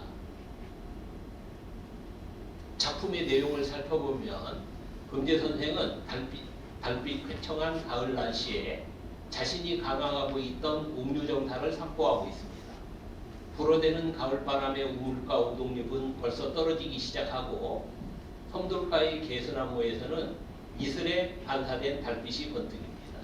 이때 선생의 뇌리에는 일제히 침탈에 신음하고 있는 백성을 그저 바라볼 수밖에 없는 자신에 대한 회한이 스쳤고 이어 멸망 이전의 조선왕조를 회고하며 수심에 잠깁니다. 하지만 선생은 희망의 끈을 놓지 않으면서 잃어버린 나라를 되찾고 창생을 구제할 모든 방도가 책 안에 담겨 있으므로 부지런히 서로 모여 공부하자고 학생들을 격려하고 있습니다. 이 작품과 같은 시기에 읽었던 한시안식을 더 읽어보겠습니다. 함께 공부하던 제군들이 고향으로 돌아감을 전송하다라는 시입니다. 옥산에서 강학을 시작한 지 몇 년인가 공부하러 찾아오는 제군들 길에 서로 이어졌지. 텅 빈 주방, 아침 저녁 반찬 형편없지만 차가운 걸상 가을 겨울에 불 밝히고 밤늦도록 공부했지. 함께 거센 물결수의 지주가 되고자 하였나니 티끌과 용기가 사라진 깨끗한 세상을 장차 보게 되리라. 한 해가 곧 저물어가매 그대들 돌아갈 것인데 우리들의 만남과 헤어짐 자연에 맡기자꾸나. 공부하던 문화생들이 방학을 얻어 터를 새러 고향으로 돌아갈 때 지어준 것으로 보이는 일종의 송별시입니다. 내용을 살펴보면 선생이 강화하던 옥류정사에는 공부를 위해 몰려드는 학생들이 길에 이어질 정도로 많았습니다. 식사는 고기가 없는 부실한 반찬이었으며 겨울에는 난방도 충분하지 못해 추위에 떨어야 했지만 잠을 자지 않고 밤늦도록 부지런히 공부에 매진하고 있습니다. 이러한 상황에서도 세찬 물결에 흔들리지 않고 굳건히 서 있는 지주가 되어 일제히 압제가 사라진 깨끗한 세상이 돌아올 것을 선생은 확신하며 기다리고 있습니다. 그리고 봄이 되면 다시 모여 공부할 것을 기약하면서도 학생들이 다시 돌아올 수 있을는지는 하늘에 맡기고 있습니다. 망국의 상황에서도 꿋꿋이 도를 지키며 강학과 교육으로 일관하는 선생의 삶이 잘 느껴지는 작품입니다. 아울러 선생의 노력에도 불구하고 나날이 시들해지는 유아계의 열기 또는 가정 형편 등으로 인해 과연 몇 명이나 다시 돌아와 공부를 이어갈 수 있을지 안타까워하는 선생의 마음도 애잔하게 가슴에 와닿습니다. 전북지역 간제학파 유학자들의 삶은 대부분 금제 선생의 삶과 궤적을 같이 합니다. 앞에서 예시한 간제학파 61인의 유학자 가운데 부안 출신 유학자에 한정하여 살펴보면 원제 이희진 선생은 30대 후반에 간제 선생을 스승으로 모신 이후 유학연구와 교육활동으로 일생을 마감하였습니다. 정희재 이기로 선생은 중년 이후 간제 선생에게 가르침을 청한 뒤 제자들로부터 난초가 공백한 무작위에서 피었다가 시들었다라는 찬사를 받으면서 후진양성으로 생애를 마쳤습니다. 중당 박수 선생은 30대 중반부터 간제 선생에게 귀의하여 평생을 결백하고 강직한 처사로 지내면서 강학과 교육활동을 통한 도학의 전수에 힘을 쏟았습니다. 지제 김기중 선생은 30대 초반에 간제 선생의 군인이 된 이후 변산 삼례봉 예도함에서 생을 마칠 때까지 교육활동을 전개하였습니다. 지금까지 살펴본 것처럼 간제학파 유학자들은 일제강점기라는 암울한 시기를 살면서도 자정의 의리에 입각하여 강학과 교육활동으로 생을 일관하였습니다. 모든 진리를 잃으면 사람의 삶 자체가 불가능하다는 판단 속에서 진리의 수호와 전수를 위해 강학하고 교육하는 것이야말로 자신에게 주어진 최상의 삶의 과제라고 여겼던 것입니다. 전북지역은 간제학파 유학자들이 방방 곳곳에 포진하여 강학과 교육활동을 전개하였던 특별한 지역입니다. 전북지역, 특히 전주가 높은 문화 수준의 교육도시로서 전국적인 명성을 지녔던 것은 간제학파 유학자들이 망국의 오목한 현실 속에서도 온몸으로 치열하게 진행하였던 강학 및 교육 활동과 밀접한 관계가 있을 것입니다. 간제학파 유학자들에게 수학하였던 문화생들은 스승이 온몸으로 보여주는 자정의 의리 정신에 영향을 받았을 것이며 이후 부모가 되어서도 자녀들을 인도와 정의에서 벗어나지 않도록 교육에 헌신적일 수 있었던 것입니다. 5. 정체성 확립을 위한 3가지 활성화 방안. 유교의 핵심 정신 수기와 안인을 이 부분은 마지막 부분만 읽겠습니다. 있습니다. 전북 유학의 정체성을 더욱 뚜렷이 확립하기 위한 방안으로 다음에 세 가지를 제시하고자 합니다. 첫째, 전북 지역 유학자들의 저서를 누구나 쉽게 읽을 수 있도록 우리말로 번역하여야 한다. 현재 전북 유학 관련 저술들의 번역 상황을 살펴보면 단계 선생의 저술은 번역이 완성되었고 새로운 번역도 시도되고 있으며 간대 선생의 저술도 현재 번역 진행 중이라고 합니다. 그렇지만 앞서 제시한 전북 간대학파의 문집 61종의 번역 상황을 돌아보면 부진한 상황입니다. 공감대학교와 전북대학교 중앙도서관을 조사하여 확인한 결과 7종의 문집을 번역하여 간행했을 뿐이고 그 다음에 금제 문집과 후창집은 현재 번역 중에 있습니다. 전체적으로 볼 때 20%를 넘지 못하고 있는 상황입니다.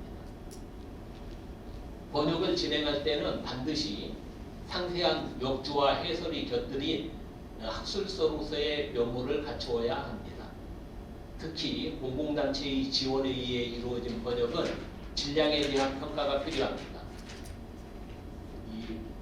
어려서 배웠던 한문 실력을 믿고 사전, 자전에 기대어 진행하는 그 어설픈 번역은 제한되어야 합니다. 임진왜란 때 행제소를 바라보면서 청신 3, 4배라고 표현한 식구를 맑은 새벽 세네 번 절을 올린다. 이렇게 글자대로만 풀이한 번역은 오역이라고 볼 수 있습니다. 신하로서 임금에게 올리는 절의 횟수를 3번 또는 4번 임의로 할 수는 없을 것입니다. 새벽부터 3차례 4배례를 올린다로 번역하는 것이 옳을 것입니다. 그 다음에 두 번째는 한문 원전을 읽어 연구를 진행할 수 있는 후속 연구자 육성에 대한 일정한 관심이 필요합니다. 앞서 한문을 도구 삼아 원전을 읽으면서 연구해야 하는 학문은 전공하려는 학생이 가물에 콩나듯 한다고 언급하였습니다. 현재 전주 한옥마을 안에는 고전번역교육원 전주분원이 있습니다. 교육부 산하 한국고전번역원의 부설 기관으로 호남 지역에 전해지는 한문 문헌을 정리, 번역, 연구하는 전문가를 육성하여 전통 문화의 계승 발전에 기여하고자 1999년 3월 민중문화 추진의 전주분원으로 출발하였고 2007년 11월 지금의 명칭으로 변경하였으며 2009년 7월 한옥마을 안에 교사를 준공하였습니다. 3년에 걸친 교과과정을 개설하여 논어와 맹자 등의 사서 오경 및 고문진보 사기 등의 한문 고전을 교육하고 있습니다.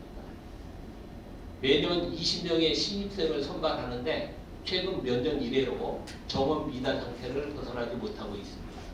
작년에는 16명을, 올해는 14명을 충원하였습니다. 신입생 가운데 젊은 대학생과 대학원생은 2분의 1 정도에 지나지 않는데 그 가운데 절반은 또 한문교사 시험 통과를 목표로 공부하는 학생들입니다. 또한 학년이 올라갈 때마다 3분의 1 정도의 학생은 중도에 학업을 포기하여 매년 졸업생은 소수에 지나지 않습니다. 한문을 공부해 원전을 읽을 수 있는 연구자를 육성하기가 얼마나 어려운가를 확인할 수 있는 현장이라고 할 수 있습니다. 도내에서 유일한 한문 고전 전문 교육기관이 폐교의 길로 접어들지 않도록 하기 위해서는 지역사회의 관심과 배려가 절실한 상황이라고 하겠습니다. 셋째, 향교와 서원 등 전통기관들의 기능을 활성화하되 이때 젊은 대학생과 대학원생들을 일정 비율 이상 참여시켜 청년들에게 활동의 기회를 제공해 주어야 합니다. 현재 도내에 소재하고 있는 몇몇 향교와 서원은 자치단체와 문화재청 등의 후원으로 각종 문화사업을 진행하고 있습니다. 예전과는 다른 면모를 보여주고 있어 고무적이기는 하지만 청년층의 참여 면모를 살펴보면 아쉬운 점이 있습니다. 지역 가문에 소장되어 있는 족보를 가지고 와서 읽는다든지 갑집안의 한문 가옥을 소개한다든지 그 지역 출신 소년들의 문집을 함께 읽는다든지 하는 다양한 사업을 진행하면서 그 지역에서 한문을 공부하고 있는 청년들에게 참여할 기회가 돌아가도록 배려하는 것이 좋은 방도라고 생각합니다. 이리할 때 향교와 서원은 아동과 청년 그리고 청년과 노년들이 서로 만나서 지혜를 바꾸고 나누는 장소로 거듭날 수 있다고 생각합니다. 마지막으로 매주말이 되겠습니다. 지금까지 유교의 핵심 정신을 수기와 안인으로 규정하고 이를 조화롭게 성취한 전북의 대표적 유학자로 반계 유영원 선생을 소개하셨습니다. 아울러 일제강점기라는 망국의 상황에서 확고한 자정의 의리에 입각하여 절도를 지키면서 진리의 수호와 전수를 위해 강학과 교육의 몸을 바친 유학자들이 간제학파 유학자였음을 분석하였습니다. 그리고 전북 유학의 활성화를 위한 제안 3가지를 소략히 제시했습니다. 전북 유학의 정체성을 확립하고 활성화하여 전북 지역에 전해오던 유학 정신을 창조적으로 계승 발전시키는 일은 특정 단체가 주도하여 일방적으로 주장한다고 해서 가능한 사업은 아닐 것입니다. 여러 단체와 연구자들이 공존의 지혜와 집단지성을 발휘하여 서로 협력하면서 전북 유학의 현대적 가치를 부단히 발굴해 제시해 줌으로써 전체 도민의 호응을 이끌어내야 합니다. 오늘의 발표가 전북 유학의 연구를 촉진하는 데 일정 부분 기여할 수 있기를 희망합니다. 모두의 노력으로 향후 보다 많은 연구 성과가 축적됨으로써 전북 유학의 정신을 누구나 이해하고 실천할 수 있는 때가 하루속히 도래하기를 기대해 봅니다. 감사합니다. 이것으로 발표 마치겠습니다.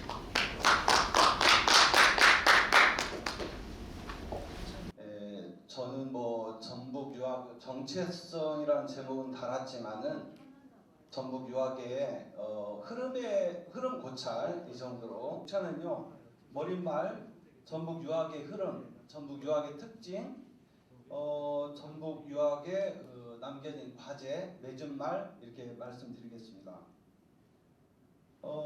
전북 유학은 저는 어떤 정신문화라고 생각합니다. 한쪽은 전북은 산간에 놓여져 있고 또 평야가 있는 가운데서 어떤 만들어내는 정신문화라고 생각하고요.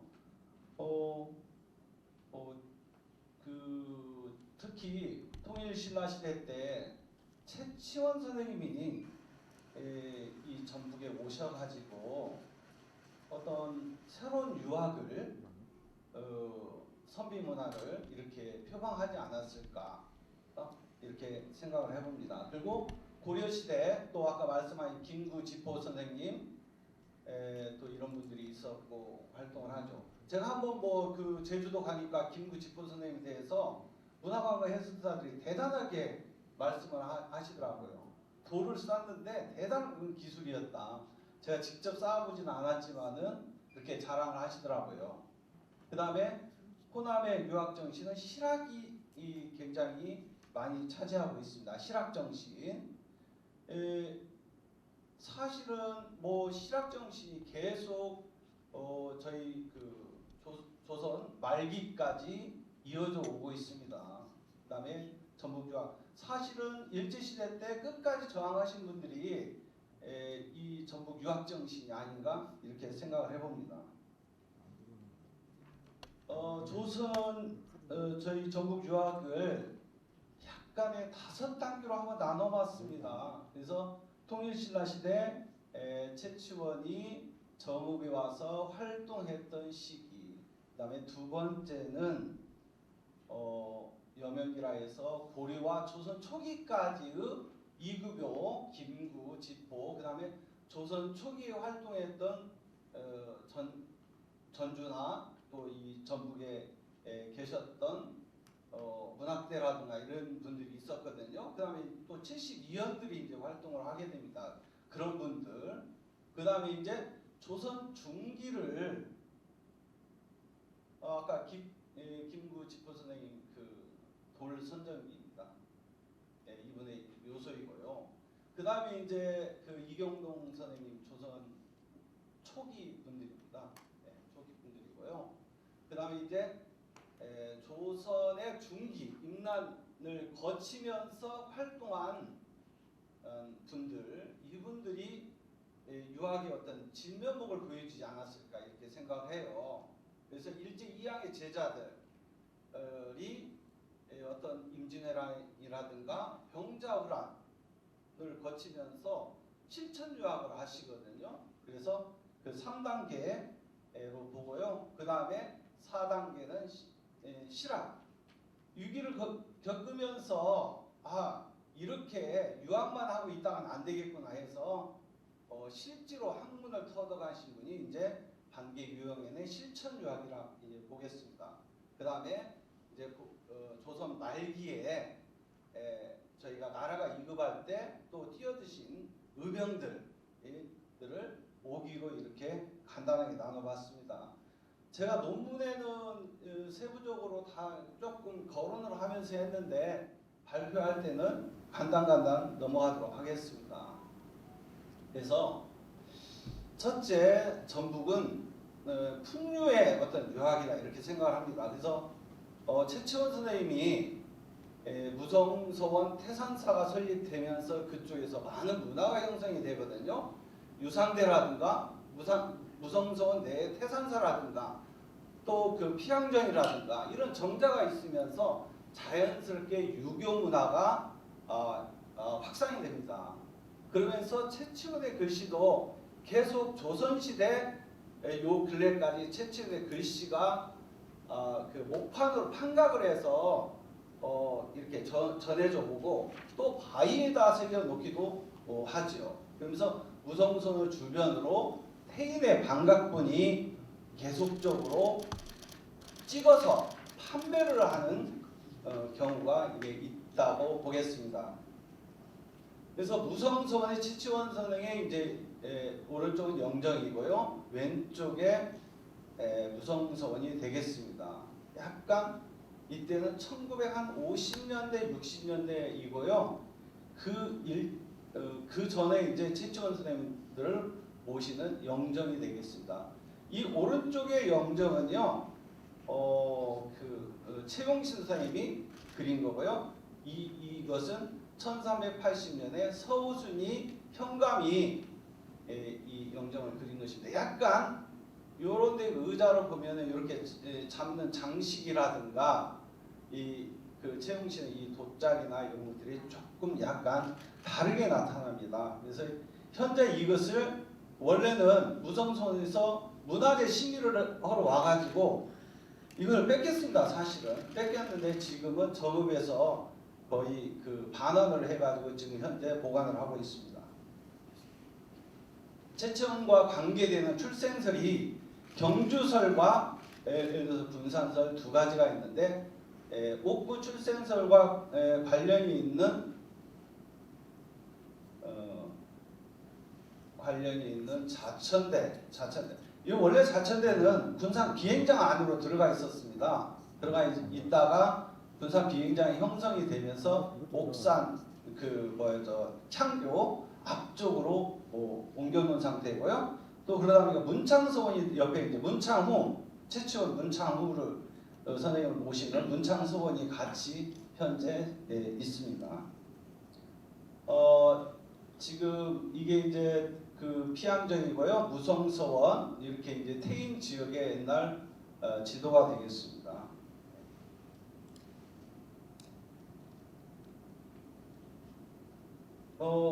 최치원 선생님을 주력으로 한 무성선이 지금 현재 세계 문화유산이 돼서 잘 지금 보존되고 있습니다. 그래서 전북에서는 아마 최치원 선생님을 빼놓고 유학을 말하기가 어렵지 않을까 이렇게 생각을 합니다.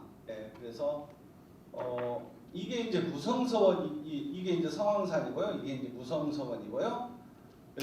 유상복수를 했던 유상대입니다. 유상대 최치원 선생님이.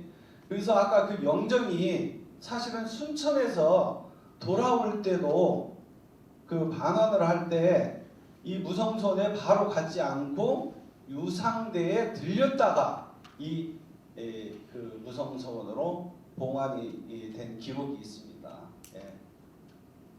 앞쪽 오른쪽은 이제 태인에 있는 이제 피양정이 되겠습니다. 피양정. 예.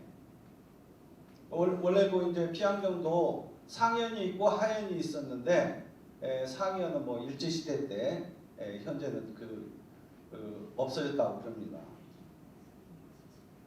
무성서원 일제 시대 때 모습입니다. 지금 일제 시대 때 여기가 이제 현가로가 있고 앞에 이게 이제 뒤쪽에 있는 게 사당이고 이게 이제 강당이 되겠습니다. 이게 들어가는 문이 있고요. 그래서 이런 쪽에도 이쪽은 오른쪽이 양사제인데요. 이런 쪽에도 바로 집들이 있었던 지금 그 무성서원의 모습이 되겠습니다.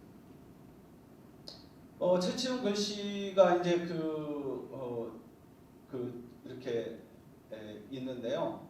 직감선삽인데 지금은 뭐 깨져가지고 탁본을 저희가 못합니다. 그래도 현 탁본이 많이들 전해져 오고 있습니다. 그래서 이것을 목판으로 새겨가지고 한 것들이 현재 많이 남아 있습니다. 그래서 최치원 선생님에 대한 글씨들을 진안에도 가보니까 큰 바위에다 이제 이렇게 3개 성문, 또 임실에 가보니까 최치원 글씨체로 해가지고 여기서 여기까지가 거의 한 10m 정도 되는 굉장히 크기입니다.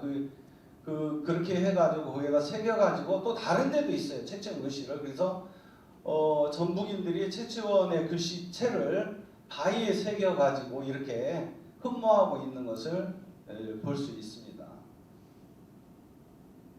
태인의 방각본입니다. 지금 무성서원 앞쪽에 태인에서 만든, 사실은 무성서원과 직접 관련이 있습니다. 그리고 무성서원에서 발행한 책들도 상당히 무성서원지라나 이런 책들은 무성서원에서 발행을 합니다.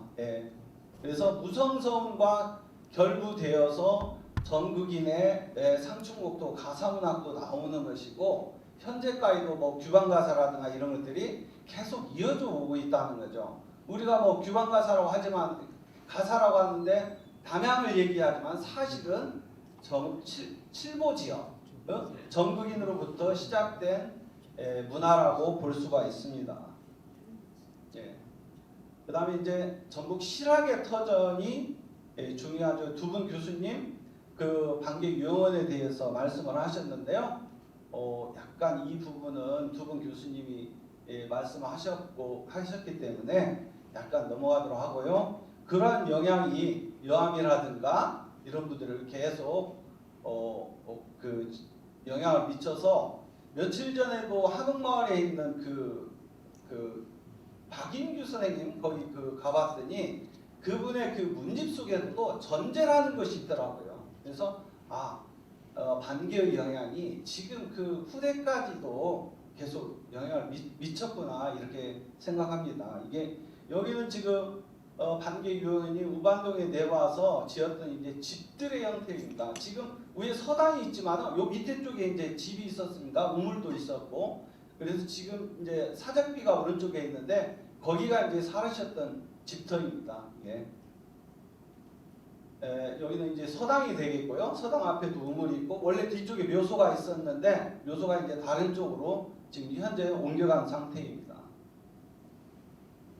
그래서 반개 선생님이 모셔진 독림서원입니다. 독림서원터 현재는 터만 있고요. 다른 것은 없습니다. 이게 터만 지금 있고 비석만 이렇게 현재 남아 있습니다. 이 독림서원 이렇게 그래서 네 분을 모신 독림서원지도 현재 요즘 이제 부안김씨에서 집안에서 발견이 됐습니다. 반개 유형원의 이제 그 반개 수록이 되겠습니다. 반개 이제 영향을 받은 사람들입니다. 반개 홍계이 다마 홍계이라고요. 전주분인데요. 글씨도 굉장히 대단히 잘 씁니다. 이게 고산에 아버지 비석을 쓴 건데요. 여기서 여기가 한 2m 10 정도 되는데요. 굉장히 커다란 비석이 되겠습니다. 강우진, 이분이 이제 그 미륵사지 가가지고 이게 7층 석탑이었다는 내용을 기록한 실학자입니다. 실제로 자기가 눈으로 보고 이런 것들을 이제 기록으로 남기는 강우진입니다. 네. 그다음에 순창의 염 신경주의, 뭐 지도, 직접 지도를 그리고 후세에 남기는데 언제 한번 가면 묘소가 좀 정리가 안 돼 있더라고요. 묘소는 지금 약간 좀 풀이 나 있는 상태였습니다. 예. 이제 황윤석, 이제 난고, 예. 고창에 있죠. 이정직 생가 실학자죠. 글씨도 잘 쓰시면서 약방도 전주에 와서 약방도 하시고 전주에 그 양명시장이 있었습니다. 그 지금 가명에서 완산교 쪽으로 넘어가는 데가 전부 다 이제 약방이 있었어요. 이분이 원래 이제 한약도 취급하시고 실학자시고 여러 가지 재주가 많으셨는데요. 저는 이 그 집에 갔을 때 이 뒤쪽이 북쪽입니다. 북쪽인데 물론 이제 담이 쳐져가지고 뭐 그 물론 이제 차가운 바람을 막겠죠. 집이라는 것은 차가운 바람을 막는 게 이제 주 목적이에요. 그런데 이 뒤쪽의 벽을 보면은 앞쪽의 벽에서 약 2.5 정도의 두께를 가지고 그 벽을 쌓았더라고요. 흙담을. 그래서 아 실학자라는 것은 좀 틀리구나. 그 앞에 이정익 선생님 앞에 생가댁 앞에 우물터가 있는데요. 우물을 직접 설계를 하셔가지고 우물을 파셨다고 그래요. 그래서 이런 것들이 별자리도 바위에다 새기고 이런 것들이 실학자의 실학 정신이 아닌가 이렇게 생각을 해봅니다. 예, 직접 쓴 글씨입니다. 이정익 선생님. 예, 직접 쓴 이제 그 글씨와 그림입니다. 굉장히 잘 썼죠? 오른쪽 글씨요. 제가 이제 한 번은 무주에 갔는데 무주에 설계수록이 있더라고요. 이게 전제기획이나 이것을 그대로 그 거의 반계수록을 거의 영향받아서 설계수록을 하신 분이 있습니다. 박치원이라고. 그래서 이분도 대단한 어떤 실학자로 했어요. 그 반계 영향을 직접 받았다 이렇게 생각을 해봅니다. 지금 이런 어떤 자료들이 전부 다 흩어져 있습니다. 다 집안으로. 그래서 이런 것들이 하루빨리 이렇게 어떤 그 기관이 형성이 되면은 자료를 수집하고 카피해서 모아놓지 않으면은 자식들이 이제 그 어떤 아버지가 돌아가셔요. 그러면 자식들은 그걸 소중한 줄 몰라가지고 문제가 생기는 경우가 비일비재합니다. 고산에 대단한 학자분이 한 분이 사셨어요. 염당 선생님이라고요. 근데 그분이 그 한문책을 엄청나게 많이 가지고 계셨어요. 근데 그분이 돌아가신 다음에 그 다음에 가봤더니 책이 한 권도 없더라고요. 왜? 아들이 서울 사는 아들이 하루 내려와고 책을 다 가져가 버린 거예요.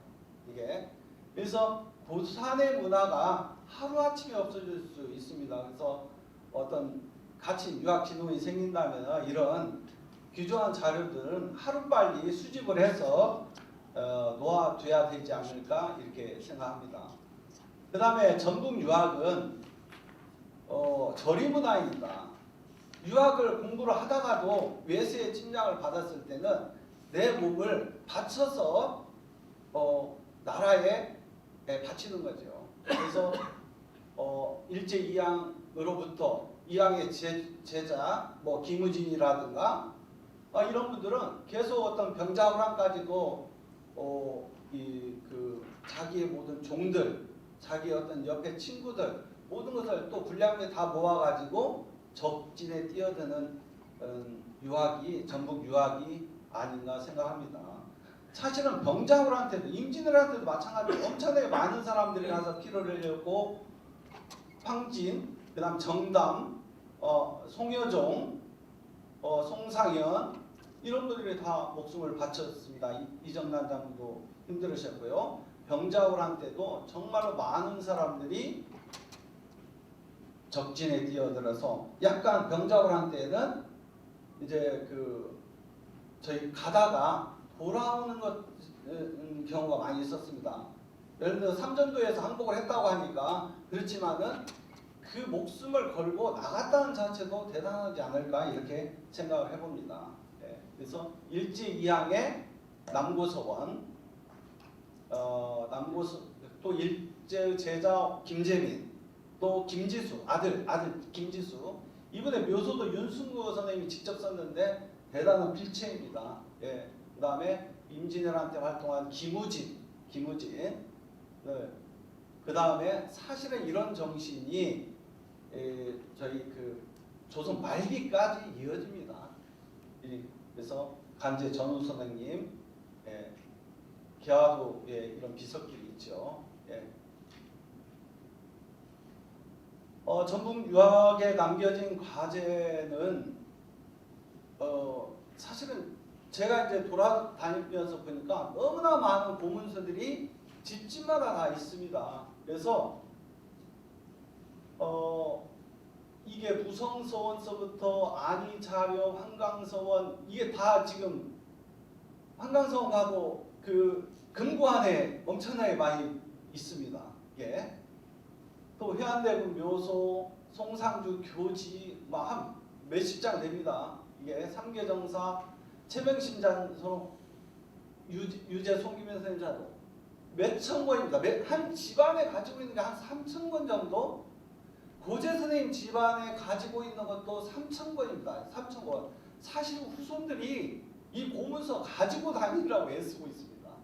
지금까지 보관을 했다는 그 자체도 중요하지만은 이런 고문서들을 좀 싹 수집을 해서 놓는다면은 정말로 어떤 좋은 유학진흥원이 되지 않을까 이렇게 감히 생각을 해봅니다. 그래서 부항김씨 고문서, 뭐 대학에 있는 자료들, 태인 방각군 자료, 보전 김정인 선생님도 이런데 순창 9mm, 손주환 의원님 이렇게 이런 자료들이 김한주 선생님 자료들 굉장히 많은 자료들을 저는 이 직접 제가 본 것만 한번 써봤어요. 그렇지만 더 많이 있겠죠. 그래서 외람되게 한번 그냥 두서없이 한번 써봤습니다.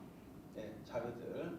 그래서 사실은 자료라는 것도 물론 중요하지만 이렇게 현판들도 중요하지 않을까요? 이게 그래서 이런 편액, 한풍로 이런 편액들도 매우 중요하다고 생각합니다. 이 한풍로 편액도 한석봉이가 썼다고 전해옵니다. 그래서 집안에서 운영하는 서재입니다. 집안에서 이런 책들을 이렇게 가지고 있습니다. 서재로 운영합니다. 그 다음에 집안에서 보관된 영정 및 이제 문서, 그 다음에 집안 이제 뭐 간단한 기념관에서 가지고 있는 자료들, 전부 관련이 된다면 면함 최익현 선생님 이런 자료는 다 수집을 해야 되겠죠. 그 다음에 이제 가지고 있는 자료. 제가 일전에 이제 유재 선생님 자료를 봤는데 이렇게 많습니다. 이게 이걸 이사 갈 때마다 다 가지고 간답니다. 이게. 그래서 빨리 넘어가도록 하겠습니다. 그래서 석정 자료고요. 이런 보존 처리해야 될 물건들 있고 해서 전북 유학은 크게 풍류의 문화, 그 최치원의 풍류 문화, 그다음에 절임의 문화, 그다음에 실학의 문화로 크게 세 단락으로 한번 나눠봤습니다. 이상으로 마치겠습니다. 감사합니다.